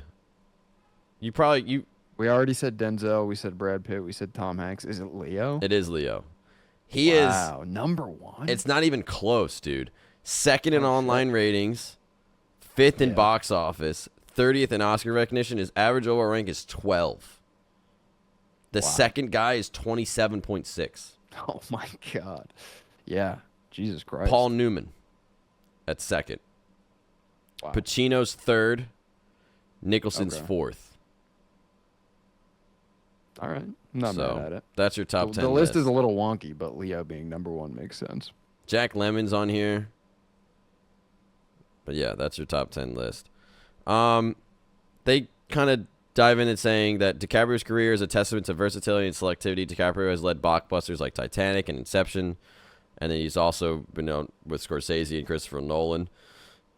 What's unique about his career is that it's a relatively low number of projects he takes on compared to his peers. A Leo film is an event in and of itself, driven by the scarcity of his presence, thus elevating every starring role. The list is entirely all men, except of Audrey Hepburn, which is very interesting. And then, for the record, the following actors just missed the cut in order of average ranking, such as Robert Downey Jr., Emma Thompson, Marlon Brando, Jimmy Stewart, Spencer Tracy, Robert Duvall, Meryl Streep, Bradley Cooper, Amy Adams, and Jennifer Lawrence, Kate Blanchett, Elizabeth Taylor, Tom Cruise, and Daniel Day-Lewis. They all missed the top 10. Honestly, Bradley Cooper. I'm surprised he wasn't up there. And then they said the final thoughts, it's the discourse, not the destination. Throughout the analysis, they were struck by quantifying something so personal, human, and deeply subjective, yada, yada, yada. They take into account, like, this is not necessarily, like... Yeah, we just fucking put this thing in the machine, and here's what the machine spit out. But so- there's no right answer. So, that was interesting. Now, we don't have to go through everything again, but they also did one for the worst actor in movie history based on the same wow. criteria, which I thought was really, really, like, cool, like, yin-yang of this. Yeah. So... Immediately, the intro is, what makes Steven Seagal so despised? I was literally going to say the only person that I can guess that I care about is Steven fucking Seagal. I fucking hate Steven Seagal. He sucks. So this is what they did. Wow. The first criteria is online movie ratings, which we did have, like, the worst movie stars. They defined it, what constitutes stardom. For this analysis, they defined stardom as being the top billed lead in the at least 5 films with an inflation-adjusted budget of $5 million or more dollars. So there's people here that I have never heard of. I don't know why people even still make movies with Steven Seagal. He's such a fucking loser. Number 1 is not Steven. Seagal is 1, 2, 3, 4, 5, 7th on the online movie ratings. He should be number 1 for everything. Steven Dorff is number 1.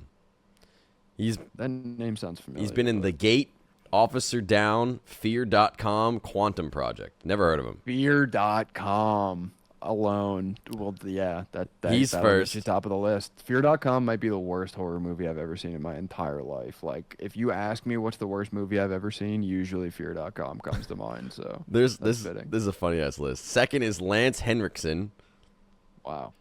Pumpkinhead, Mind Ripper, Antibody. I'm sure you know him.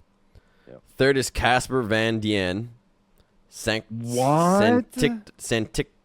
Sanctimony, The Omega Code, Tarzan, The Lost City, Sharktopus versus Whale Wolf. That's Rico from Starship Troopers, dude. Fourth That's an all-time role right there. Fourth was interesting to me was Heather Graham, the lead role of Gilmore Girls.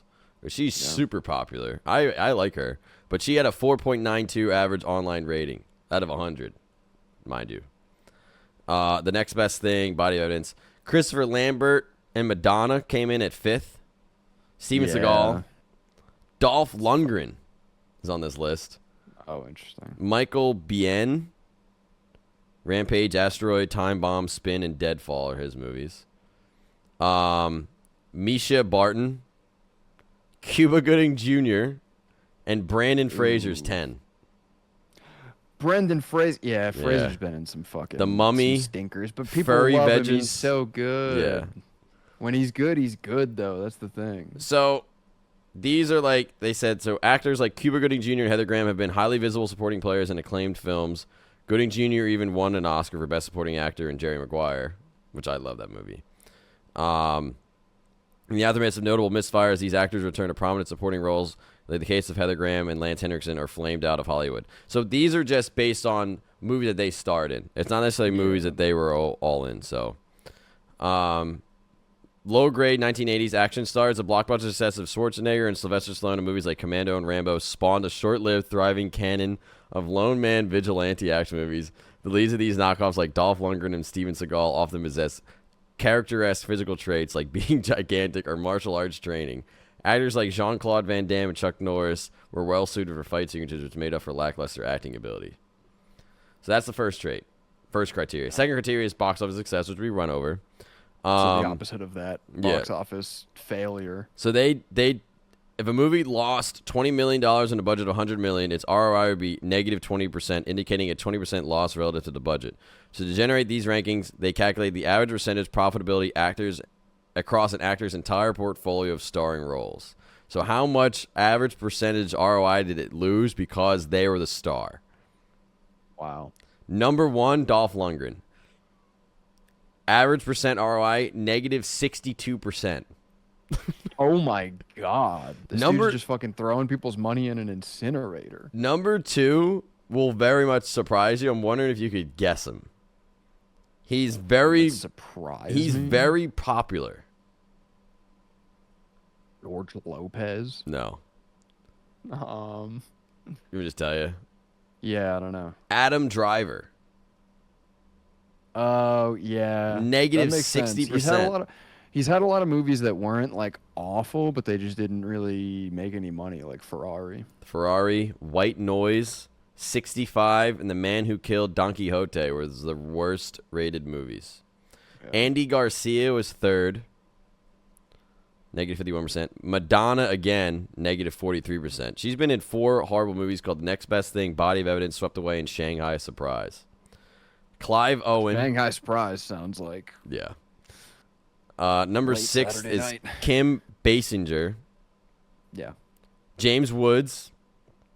Christian Slater. Ed Harris. Ryan Phillippe. Wow. Katie Holmes and Sharon Stone. I guess, yeah, Ed Harris is like a supporting actor, all of his best roles. So that's your leading Some people actors. just weren't meant for the spotlight. They were meant to be in the curtains, you know? Ed Harris, fucking Truman Show, man. Yeah.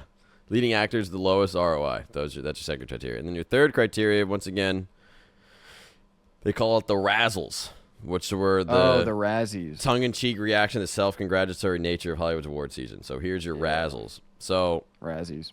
Do you know the person? Yeah. Do you know who? I'm thinking of the candy. Who has the most? I don't know. I don't really follow who wins those. I just know they exist. Everybody on here are like... Seagal's got to be up there. No. Really? I guess they just don't even care enough to acknowledge him. Which Everybody is on probably here for the is, better. I would say, A-list celebrities. Everybody on this. And number 1 and number 2 dwarf the everybody else.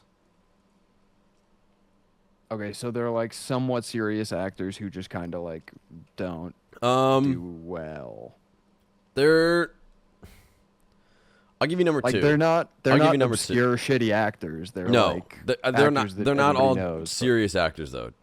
I just meant serious in terms of like the weight of their name. Yeah, and, like, yeah. the size Yes, of they're the all projects serious they've done and actors. They're stuff. all serious actors.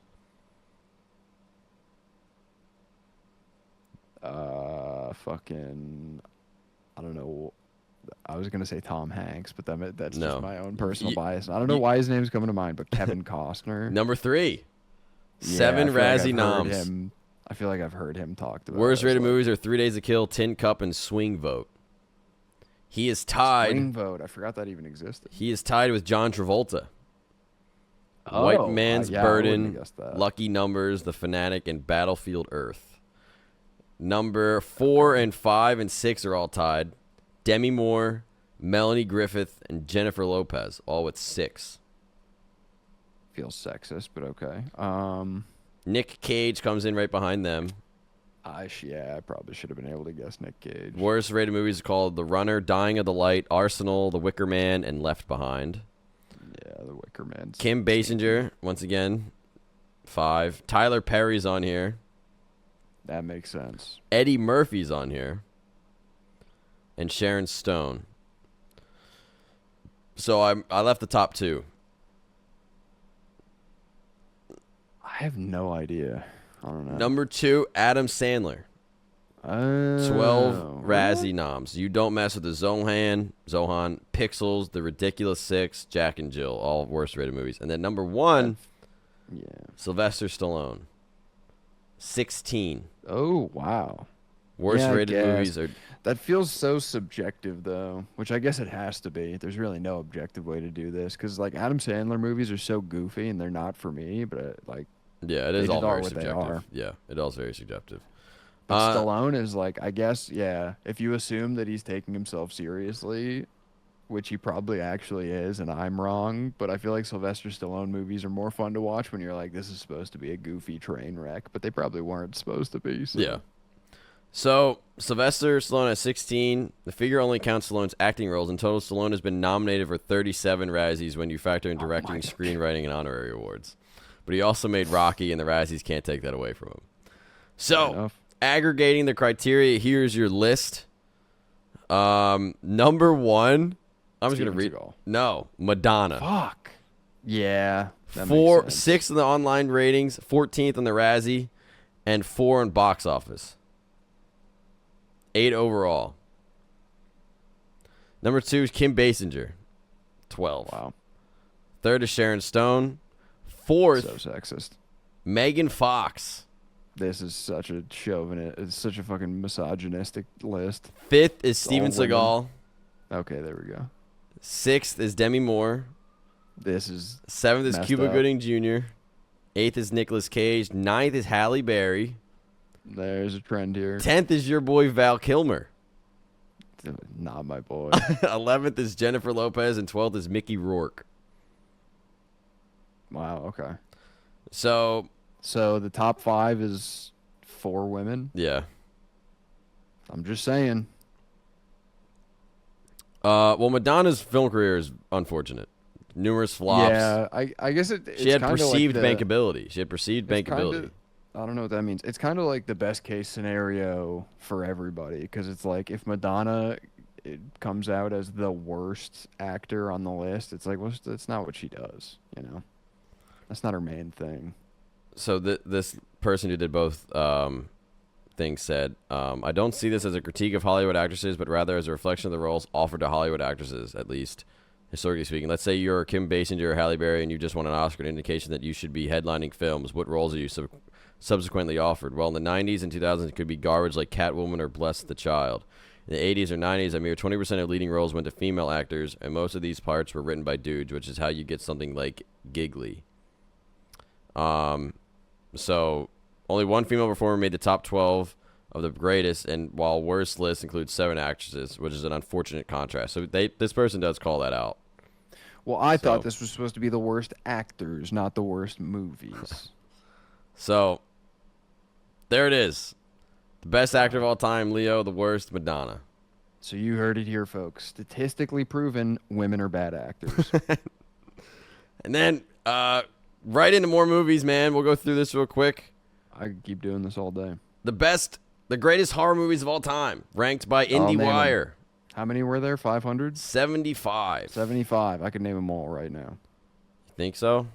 Yeah. Holy fuck. How many you want to do? You want to just go We can through just all? do like the top 10, 15. Okay.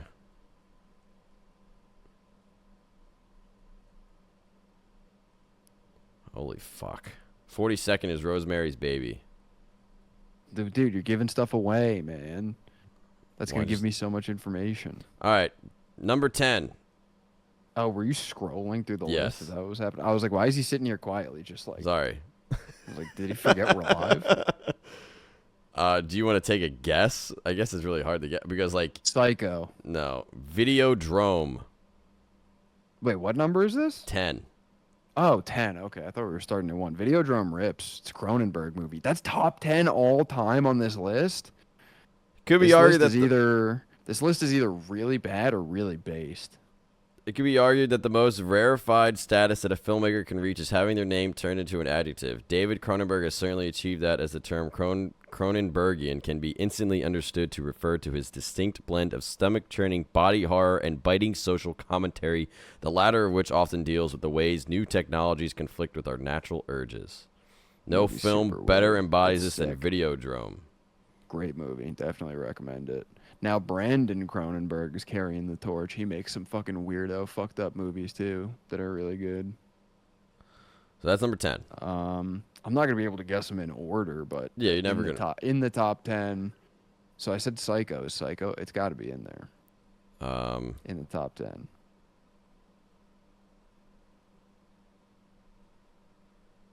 There's a lot here. Well, 10. It is There not in the would be top 10. 10. They ranked Psycho. Psycho's not in the top 10. No.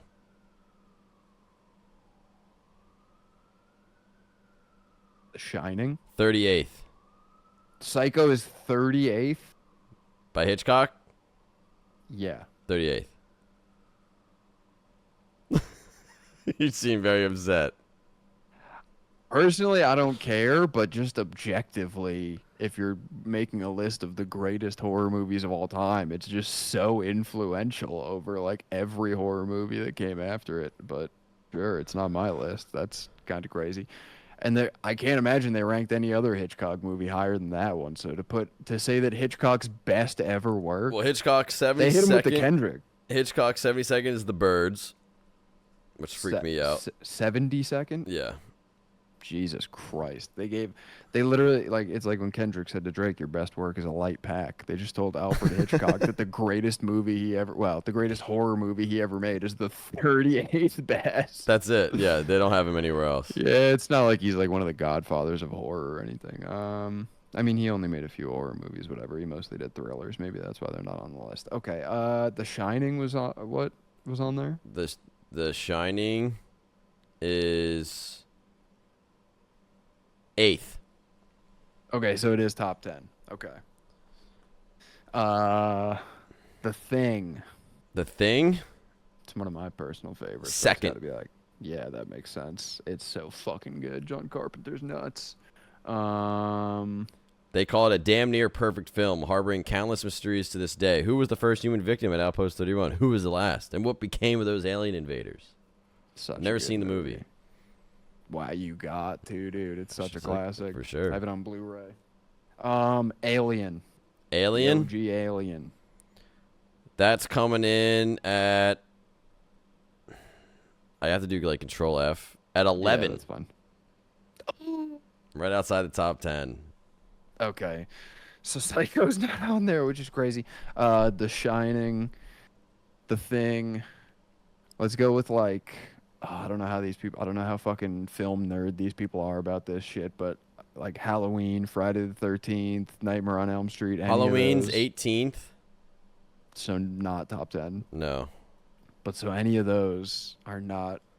Nightmare on Elm Street is not on here. Wow. Okay, that's insane. Parasite. Are Friday the these people 13th is real not like? on here. Are these people real like letterboxed film lover cinephile snobs? Parasite is not on Parasite. here. Holy fuck! What is this list? Yeah, I don't know. Just start reading them. to Number me 9 from is The 10 Blair down. Witch Project. Ooh, okay. I can respect that. As a movie lover, I think one of the things that I wish I could have experienced the most is when that movie actually first came out. Because it was before like found footage became popular. It was like one of the it, like inspired the modern found footage movement. So they Yeah. were just putting out like posters and like newspaper clippings of like hikers go missing in the woods, and they were like making it seem real. And then the movie Yeah. comes out and you're actually just watching like footage from a camera, and so many people were probably like, "Well, holy fuck, this is real." Yeah. Must have been so cool. They talk about how like they were found footage films before the Blair Witch Project. Check Cannibal Holocaust or even the earlier non-horror The Connection. And yet Daniel Myrick and Eduardo Sanchez's blockbuster independent production is what turned the meta conceit into a true genre, inspiring waves of imitators that borrow its shaky cam, intimate format. Excuse Yeah. me. They really popularized it. Number 8 is The Shining. Okay. Number 7 is Trouble Every Day by Claire Dennis. That's in the top 10 That's greatest 7. horror movies of all time. I've never seen it, but it's like a cannibal movie or a vampire One movie or supposes some it's shit hard like to that. say that a horror movie where Beatrice Dahl eats a guy's face, blood splattered on the walls like a Jackson Pollock painting, isn't particularly gory, but what stays with you the most about this movie's low murmur of a vampire thriller are the quiet moments. Sounds boring as shit. Number 6 is House by Oh, the Japanese Nobuhiko movie? Obayashi. Yeah. Oh, it goes so hard. I just rewatched it recently. I fucking love that movie. Okay, this list is based. They won me back. It's The- so based. I was talking just last week to Bailey. Shout out to friend of the show. Bailey plays a game. I was in her chat like last week and we were talking about this movie. It's so underrated. It's so insane. It's like you won't ever watch another movie like this. A collaboration between Obayashi and his daughter Shigumi, House is the most immersive, visually striking, unapologetically individual haunted house movie you are ever likely to encounter. A collaboration with his daughter who was like 7, by the way. She was just like a child. Damn. And it shows in the movie. It's fucking absurd. You can almost once you have that information, you can watch it and tell that his daughter was just like, "You should do this," and just like saying stupid, crazy shit that kids say, and he was like, "We're doing it." It's so fun. Number 5 is the Texas Chainsaw Massacre. Okay. Lost you again? It's great. It's great, but it's like, how are you gonna have that on there? But then Friday the 13th isn't on the list at all. And They made- Halloween's they not made- top 10, and Friday the 13th, Halloween, and the other one were in the Nightmare on Elm Street. Nightmare. They were all referenced in the other Carpenter movie. They were talking. It was in the paragraph. So That doesn't count though. number 4 is the Cabinet of Dr. Caligari. No, brother, what are we back in fucking film school? This fucking 1910 motion picture ass fucking.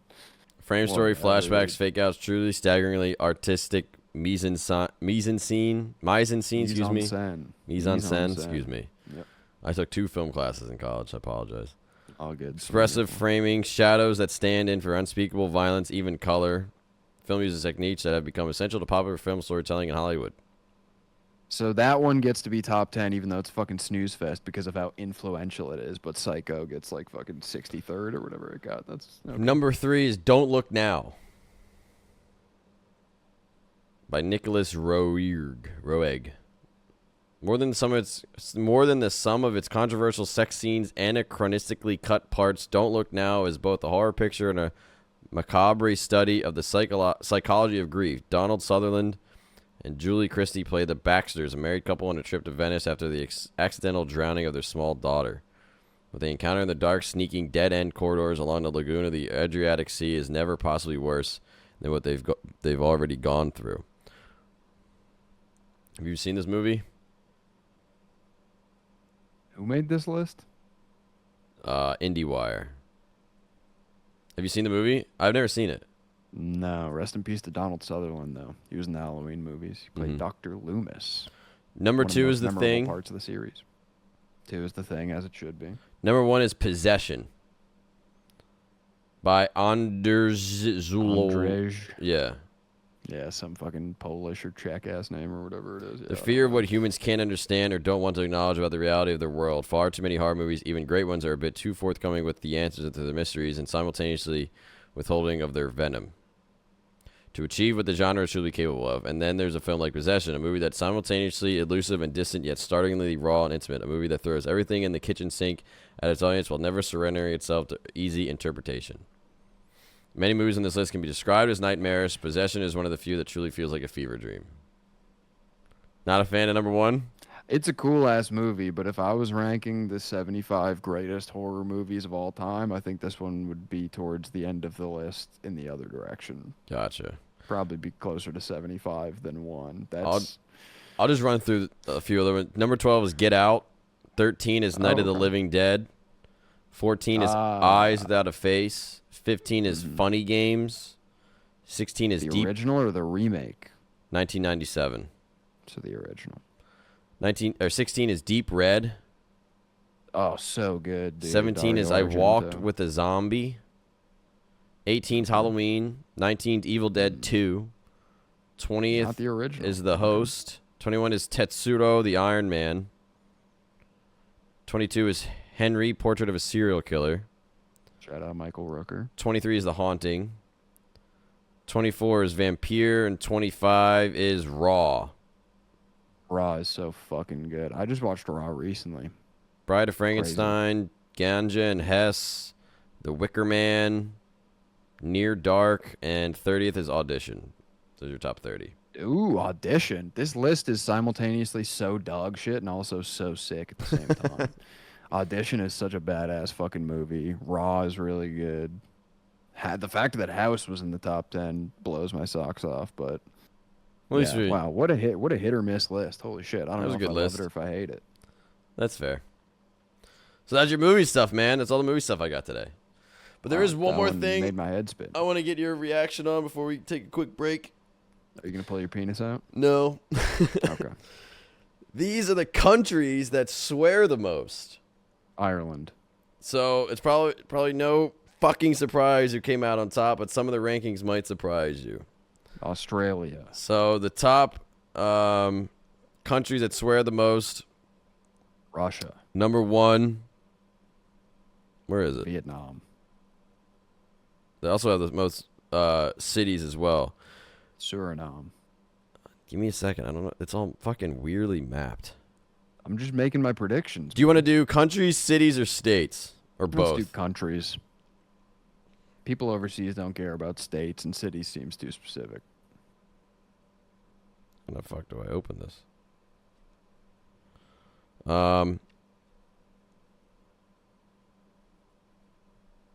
Okay. Countries that swear the most. Number 1. 41.6 out of every 1,000 American tweets containing at least one swear word. United States. This is based on tweets? No, that's just another thing. It's just 41.6% of 41 for every 1,000 tweets is a swear word even within tweets. So America's number 1. Number 2 I don't know if I buy that. is United Kingdom. Maybe, yeah. 3rd is Australia. 4th is New Zealand. Canada's 5th. No. Mexico is 6th. Colombia, Sudan, and Norway. Those are the countries that swear the most, apparently. It seems like English speakers made this list and they just started with like the people that they talk to the most. They're like it's the U.S. and Canada, they're also and the most England, yeah, and Australia. The least are Lebanon, Saudi Arabia, and Bahrain. Yeah, because they shoot you there if you swear. And all beaten by Kuwait, last place worldwide. They tie you up to a pole and they throw rocks at you there if you say a bad word. So. And then here's cities and continents. Most and least foul-mouthed cities in America. Baltimore, Yeah, they don't have Baton anything else to Rouge, do. They're all just upset that they live in Baltimore. So Atlanta, Detroit, Houston, Cleveland, Oakland, New Orleans, Long Beach, California, and Memphis. Apparently, it sounds like you're Louisiana is. plugging. It sounds like you're plugging tour dates right now. We're This going on the November, road, I'm gonna be guys. coming. Yeah, we're going on the Yeah. road. We're gonna be doing spots in Detroit, The least, Cleveland, the least swearing is Omaha. Omaha is 10, I Irvine, knew it. Just name shitty cities. And San you're gonna get 'em. Francisco, Columbia, Fayetteville, St. Paul, Madison, Ann Arbor, Springfield, and the least swearing city is Lexington, Kentucky. The highest city for swearing Boston. is Newcastle in Europe. No, Baltimore's #1 in North America. Oh, right. Santiago in South America, Singapore in Asia, Lagos in Africa, and Brisbane in Oceania. And then the states that swear the most Utah. is Maryland. Probably just Baltimore doing all the heavy lifting. South Dakota's the least, but no one lives there. Yeah, there's like 4 people there, and 3 of them are cows. And then, yeah, it was a good time. So, Baltimore, the worst. So, Yeah, just wanted to don't run move to through that real Baltimore. quick. Did you see that video of the guy who like randomly drops himself on the map in different parts of a city to see if it's shitty or not? And he did Baltimore, and he just keeps dropping himself at a random part in the city, and he goes, "Dude, it's shitty." Yeah, I've seen that. Yeah, and he I've seen drops that. into one of them, and he turns around, and there's a car with no tires. Yeah, I saw that. Yeah, I did see that, dude. That's a good one. All right, let's take a quick break, and we'll do right. the last segment, and then we'll close out. We won't even take a break after that. All right, we'll take a quick break. Love it. You listen to Normal Conversation with me, CTZee and Hues on twitch.tv/CTZ. Thanks for being here, gang. We're going to take a quick break. We'll be back in about 5 minutes. Sound good, brother? Sounds good to me. All right, be right back. Welcome back to Normal Conversation. I'm your host, CTZ, and my esteemed co-host, Hues, is alongside for the ride with me. It is a beautiful day here in New York City, man. How has Tampa's weather been? Been hot down there? It's pretty much the same as every other day of the year. It's hot as hell. No, it's fall weather, man. It's 71 and there's like not a cloud in the sky. I woke up to the sun woke me up today, man. Wow, that's Yeah, it's beautiful. That's- crazy. you're in touch with nature. You're Yeah. locked in with nature. It's- Yeah, it's a nice, crisp, breezy 90 degrees. Here. Oh man, I miss it though. Fuck, do I miss it, man. Moving in down in Tampa for moving in, you're like, sweating your fucking cojones off. Ooh, excuse me. I'm sweating just sitting here. Yeah. Are you? You're your fan Yep. on? No. Oh, that Yeah. might be. Oh well. These are the kind of sacrifices I make. I got some other oddities and calamities I want to go over with you, man. Some Calamities. yeah, some crazy shit, and then we're gonna close out and call it a day. Alright. Sound good, brother? Yeah.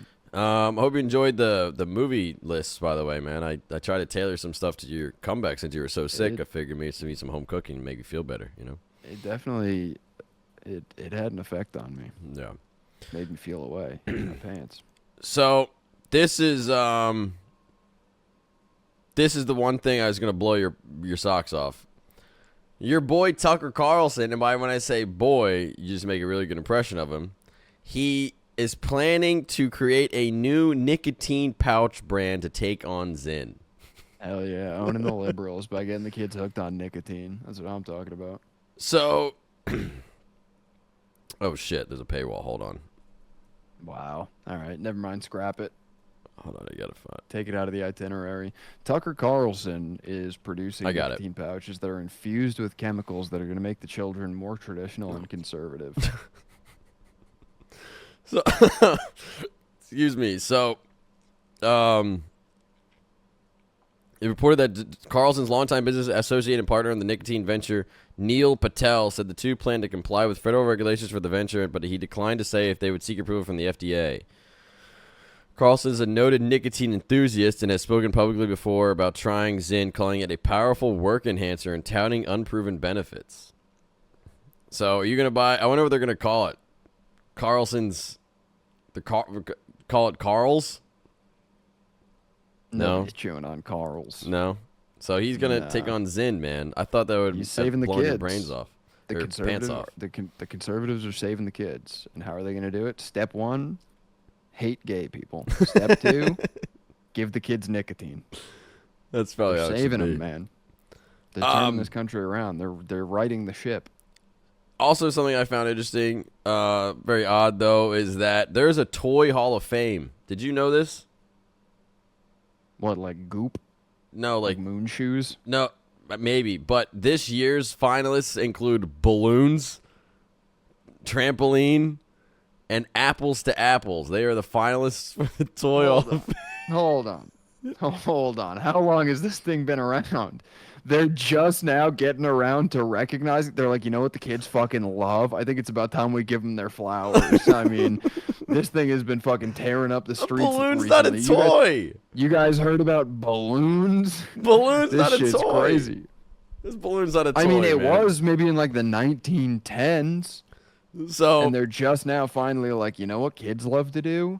It's crazy. My kids were telling me about this new thing they're doing. They're jumping on these things called trampolines. They're like floors, but they bounce. look, man, it's not like these are new things. No one gets into the Hall of Fame year one. All right, it takes some time. Who's before balloons? Who got inducted last? Rocks and sticks? So, look, man, look. Praised for their versatility and universal appeal. Balloons made the list Wednesday of 12 finalists being considered for the honor later this year, alongside other first-time contenders, including the trampoline and the party game Apples to Apples.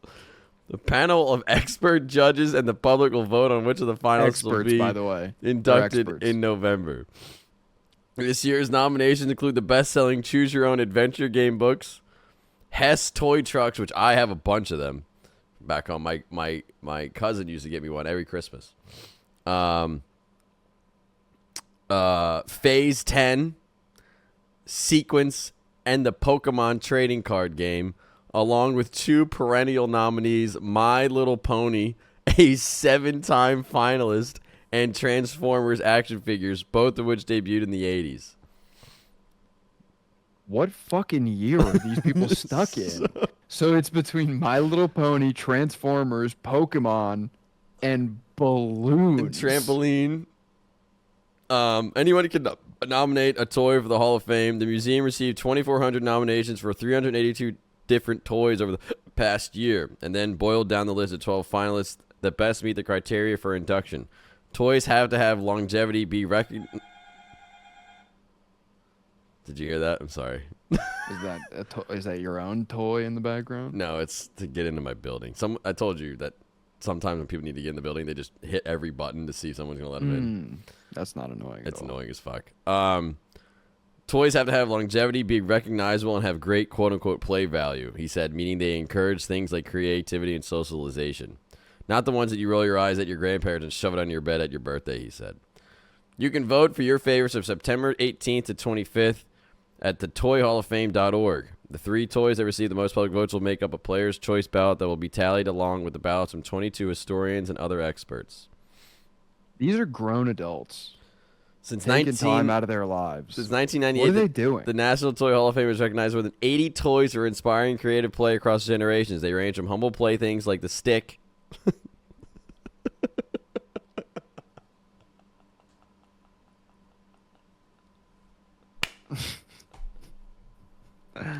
Oh, these motherfuckers. I didn't. These motherfuckers. I wasn't prepared to read that. They really did it. They really fucking... A stick is a toy. What's the criteria here? I just read the criteria. Have to have longevity, be recognizable, and have great play value, he said, meaning they encourage things like creativity. No, dude. You ever went on a walk and picked up a stick, dude? That was the best thing ever to have a stick. For dogs? Are they taking pets into consideration? I was not ready for that, man. Oh, my God. Oh, dude, you're going to love this part. Hold on. I bet. Paper airplanes and a cardboard box to those that have influenced pop culture, like the Barbie doll and Dungeons and Dragons. Dude, the cardboard box is cardboard absolutely box. a toy Hall of Fame. It's a Hall of Fame toy. These things are not toys, though. Dude, absolutely they are. A stick is just fucking something you find in the forest, and a cardboard box is not made to be played with, so they're not toys. Fair to laugh this much at this article. Scissors, one of the best toys. No, Scissors. here we go. Bench is this guy's name's Bench, but his first name. This Can't guy's help. name is Ben. What's his These are first? psychopaths. These No. people need to be confined somewhere. What's his name? Christopher Bench, Vice President for Collections and Chief Curator. Christopher Bench. Christopher Bench can't help but wonder whether this year's 7th trip to the finals were proved lucky for My Little Pony. Quoted as saying, "There's a lot Christopher of Bench needs a new hobby. listen to this. You're a Listen to grown this. man. Listen to this. There's a lot of the time. There's a lot of the times to be sort of a bridesmaid and never a bride." Last year's inductees were baseball cards, Cabbage Patch Kids, Fisher Price Corn Popper, and Nerf foam toys. The National Toy All Hall of those Fame is were- inside the Strong National Museum of Play in Rochester, New York, which I've been to. It's very fun. Oh my god, I was not prepared to read the stick. You want to hear other inductees? No. Come on. No, I don't. The corn Why- popper. Did you have a corn popper when you were younger? That No. thing? Do you know what was that is? Popcorn machine? No, it was like, it was a red handle with a blue pole and 2 red wheels, and then there was like a dome, and there was all these little balls in it. So when you would roll, the balls would pop up. It was like a very kids thing. You'd roll and have it. You didn't have that? Okay. And it would do what? The balls would like pop. It pop. It was like popcorn when you would roll the little toy thing. Other thing, Top was inducted in 2022. Top? The spinny thing, the spin tops, man. Oh, I was gonna Not say. top. I get I'm topped finally off. on board. I'm finally on board. Yeah, getting sucked off. Getting sucked It's super all freaky style. Fame toy. Balloon sticks and getting your fucking knob sloshed.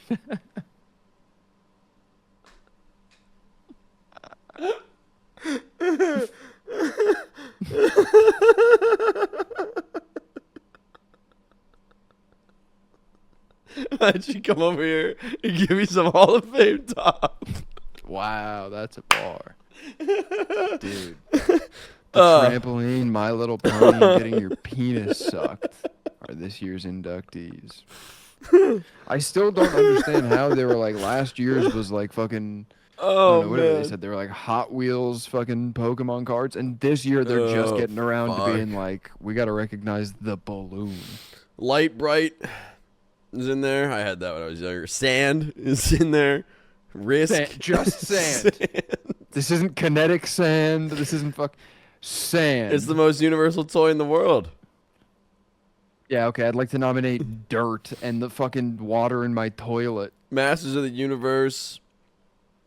American Girl dolls. The Rubber Duck. Atari 2600. They're not ready for all this. This is way too The advanced. ball.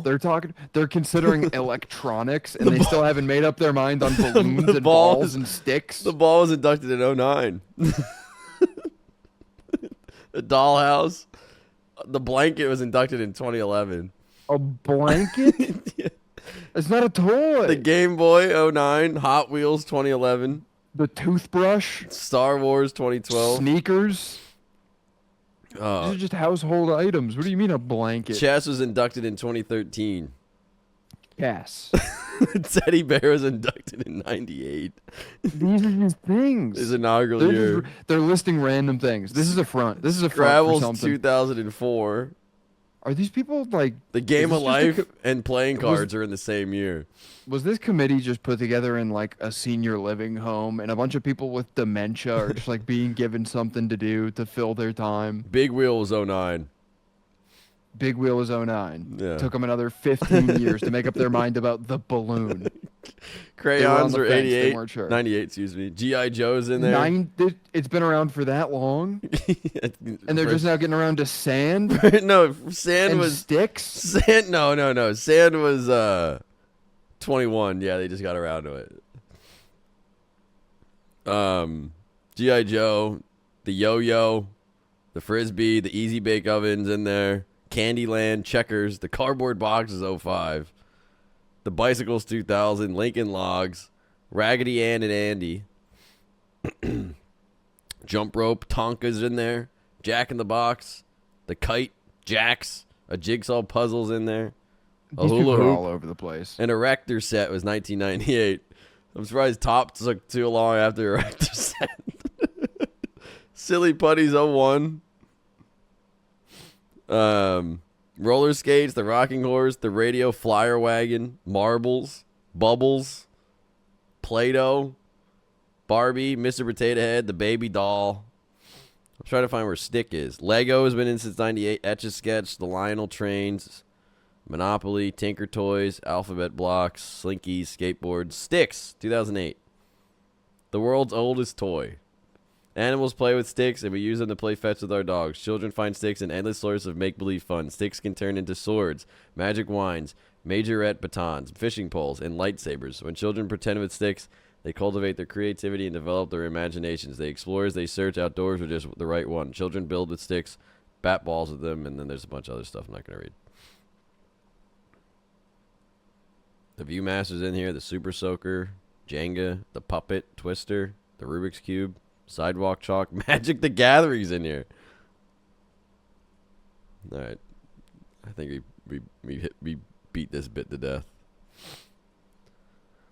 All right. That was a trip. You have any Tupperware in your apartment? Nope. Well, they're going bankrupt Yeah, I heard. because they're so successful. Yeah. You got to sell a product that's kind of a little bit shitty. Yeah, so the company behind Tupperware, the plastic kitchenware that revolutionized food storage after the Second World War and became inextricably linked to the parties where women seeking a measure of financial independence and fun in mid-century America sold their colorful products, filed for bankruptcy. My Nana, that bitch, was a Tupperware salesman. She had some Tupperware parties. Pretty sure the guy that invented Tupperware lived like near where I grew up. Oh, well, it's based in Orlando. It's filing for bankruptcy because it's struggling to revitalize its core business and failing to secure a tenable takeover offer. Despite enjoying the same cultural ubiquity as Kleenex, Teflon, and other brands whose trademark names are eponymous with entire product categories, Tupperware has suffered from waning sales, rising competition, and the limitations of the direct-to-consumer marketing model that wants to find its success. Basically, you buy Tupperware, you never buy them again. That's the thing. Yeah. So Tupperware is going out of business. Should, but I switched from Tupperware to glass. I forget who it was. I think it's called Glasserware. No, but there's like another company that has glass food storage. It's because I was tired of putting like pasta away and just staining the fuck out of my Tupperware. So, but I thought that was interesting. That like Tupperware, very very popular. Everybody, like majority of people I know own a Tupperware. Their families do. Going bankrupt. Yeah, So. you got to do what the iPhone does and just make it like stop working after a while, so people have to keep buying new ones. You can't make a product that's actually gonna last. Yeah, Then you can't keep milking money out of people. it's true. And then this other last oddity, Noah Verrier's oil painting of an Uncrustable sandwich sold for $5,000. I mean, fucking in this economy, that's almost cheaper than just buying an Uncrustable. Nice, dude. Well done. He unwrapped one, studied its pale, spongy exterior, and took a bite. Then the sunlight in his studio illuminated a droplet of strawberry goo, and he fucking made a painting about it. Sold for $4,999. Now they're getting too artsy and cute about it. It would have been cooler if they were like, he just wanted to fucking paint an Uncrustable, Yeah. so he did. He's 44. He lives in Tallahassee. And he was eating an Uncrustable. He's carved out a lucrative niche on social media with his still life paintings of junk food. He has rendered greasy cheesesteaks, extra-large sodas, and dinosaur-shaped chicken nuggets into delicate brushstrokes. 44 years old. Yeah. Was eating an Uncrustable. I just want to make sure I'm getting all the information here. Dude, he has a Taco Bell oil painting that looks pretty crazy. It's like a Baja That's Blast, sick. A chalupa, or Gordita Crunch, and some nachos with some cheese, and there's like a flower in the background. And then he has champagne and Philly cheesesteak. That looks like a chicken cheesesteak. I can't think of anything more American than fucking creating art for commercialization, for, you know, just chasing your own dream, turning the thing you love into a business, and then the subject matter is just fast food. Yeah. He's also been beautiful, man. He's also been paid by McDonald's to do a McDonald's Grimace Shake. He got paid by Stanley to do a Stanley Tumbler, and then he also got paid by Hardee's and Dunkin'. The Stanley Cup. Yeah. Not the hockey one. Not this cup. When you said Stanley, I was thinking of a Stanley steamer, and I was like, you can't really eat that's those unless you're really determined. That's even beyond what I would have got. Stanley Cup, Stanley, the trophy, Flat the cup, Stanley. And now you're at the steamer. That's interesting. Flat Stanley. Flat Pretty sure Stanley, they're considering great Flat Stanley for the Toy Hall of Fame next year. He's not a toy. No, I know. Well, apparently anything can be a fucking toy. I think next year they're inducting Shadows. Your Shadow. Your Shadow is on the slate for next year, so get your votes in. Dude, I was not expecting to laugh that hard at that. That was a good bit. Anyways, those are your other oddities of calamity. Some other headlines, man, that we didn't really get to yesterday. Did you do anything? We didn't get the goop. Did you do anything last night? Yeah, I worked all day. So you did not got celebrate? Home at like 3 a.m. You did not celebrate the 21st night of September? No, I didn't. It was the complete opposite of celebrating. Did Everybody around me was celebrating, and did they play Earth, Wind, and Fire at work? No, I blocked it out. I was blacked out last night. Oh, wow. Not in a fun way, just in like a fucking so stressed out. Had so much shit to do. We have a big calendar in one of the back rooms at work with like all the holidays and important dates and events and stuff that are coming up, and we recently had a suicide awareness day because it's the mental health. There was like I think it's technically a week. We had one day, so every time I was walking by that room, I would see the day on the calendar that was like suicide awareness day, and I just kept thinking to myself, I'm about to make some people very aware. Jesus Christ. Yeah, we were going to talk That's the kind of night I was having. We were going to talk about suicide awareness last week, but sorry, guys. Sick, so, and then Disney, your side of the war. You're damn right. They're ditching Slack following a July data breach. Apparently, Slack had a data. Do you know what Slack is? Yeah, it's fucking Discord for businesses. Yeah.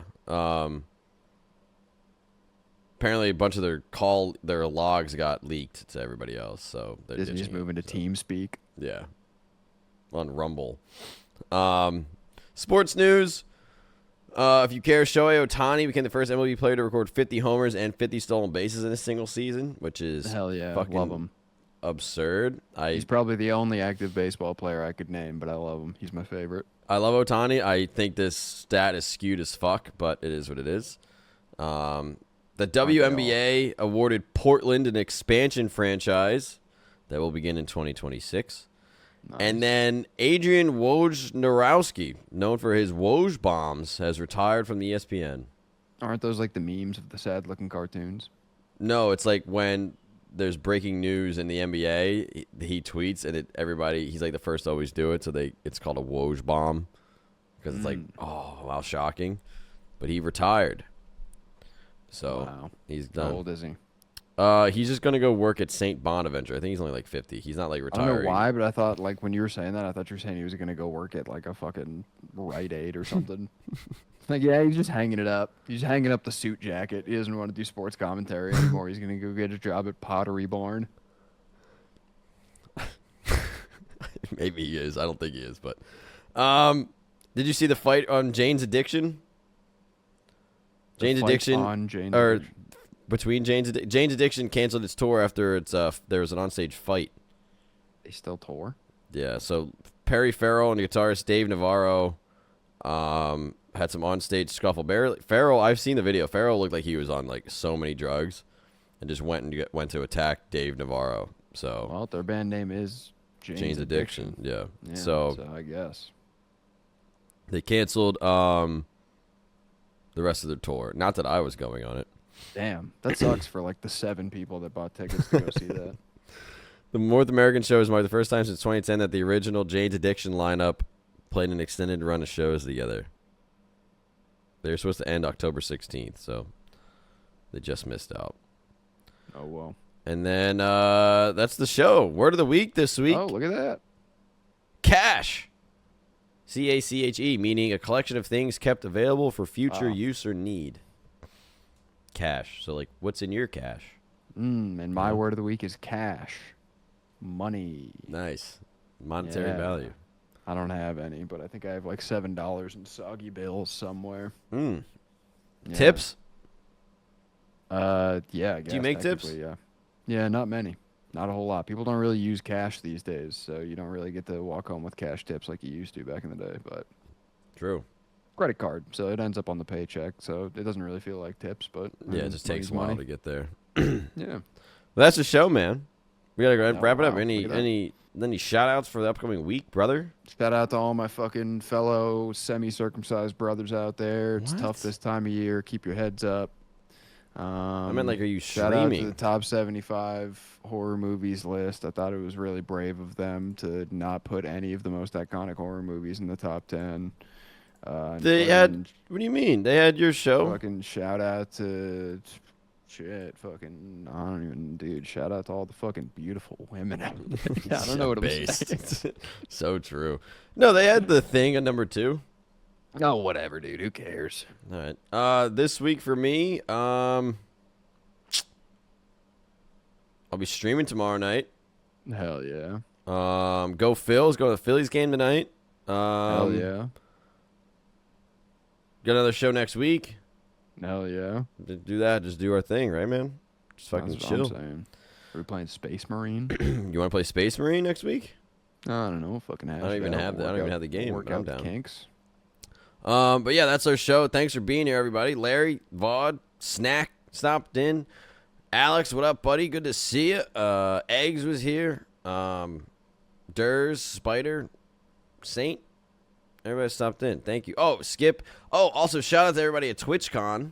TwitchCon was this weekend. Oh, true. Got some DMs. They're like, yo, we missed you this year. I'm like, hey, we'll plan to be there next year. Maybe we'll have a panel. We'll do normal conversation at TwitchCon. Practically smell it from here. That should be the goal, man. That should be the goal. To do a panel? No, do a live show. Oh. This Maybe. show would go crazy live. Maybe if the bag is right. Yeah, that's true. Yeah, of course. That got to get your money right. We're gonna go raid out to Grundle. He's live right now, but watch out for this show to be on YouTube within a couple hours. Hopefully by the end of the night. And I'll see you guys real soon. See you tomorrow night. Hughes, are you streaming this week? Maybe. I mean, it depends. I don't know. Hopefully I am, but nothing's set in stone yet. Alrighty. Well, thanks for listening, gang. We appreciate you. We hope you enjoyed the show. We'll see you guys next Sunday. It's going to be back in action. And as always, take it easy. As for Normal Conversation, I'm CTZee and my esteemed co-host Hues. We appreciate you being here. And until next time, gang, adios. Keep on rocking in the free world. True.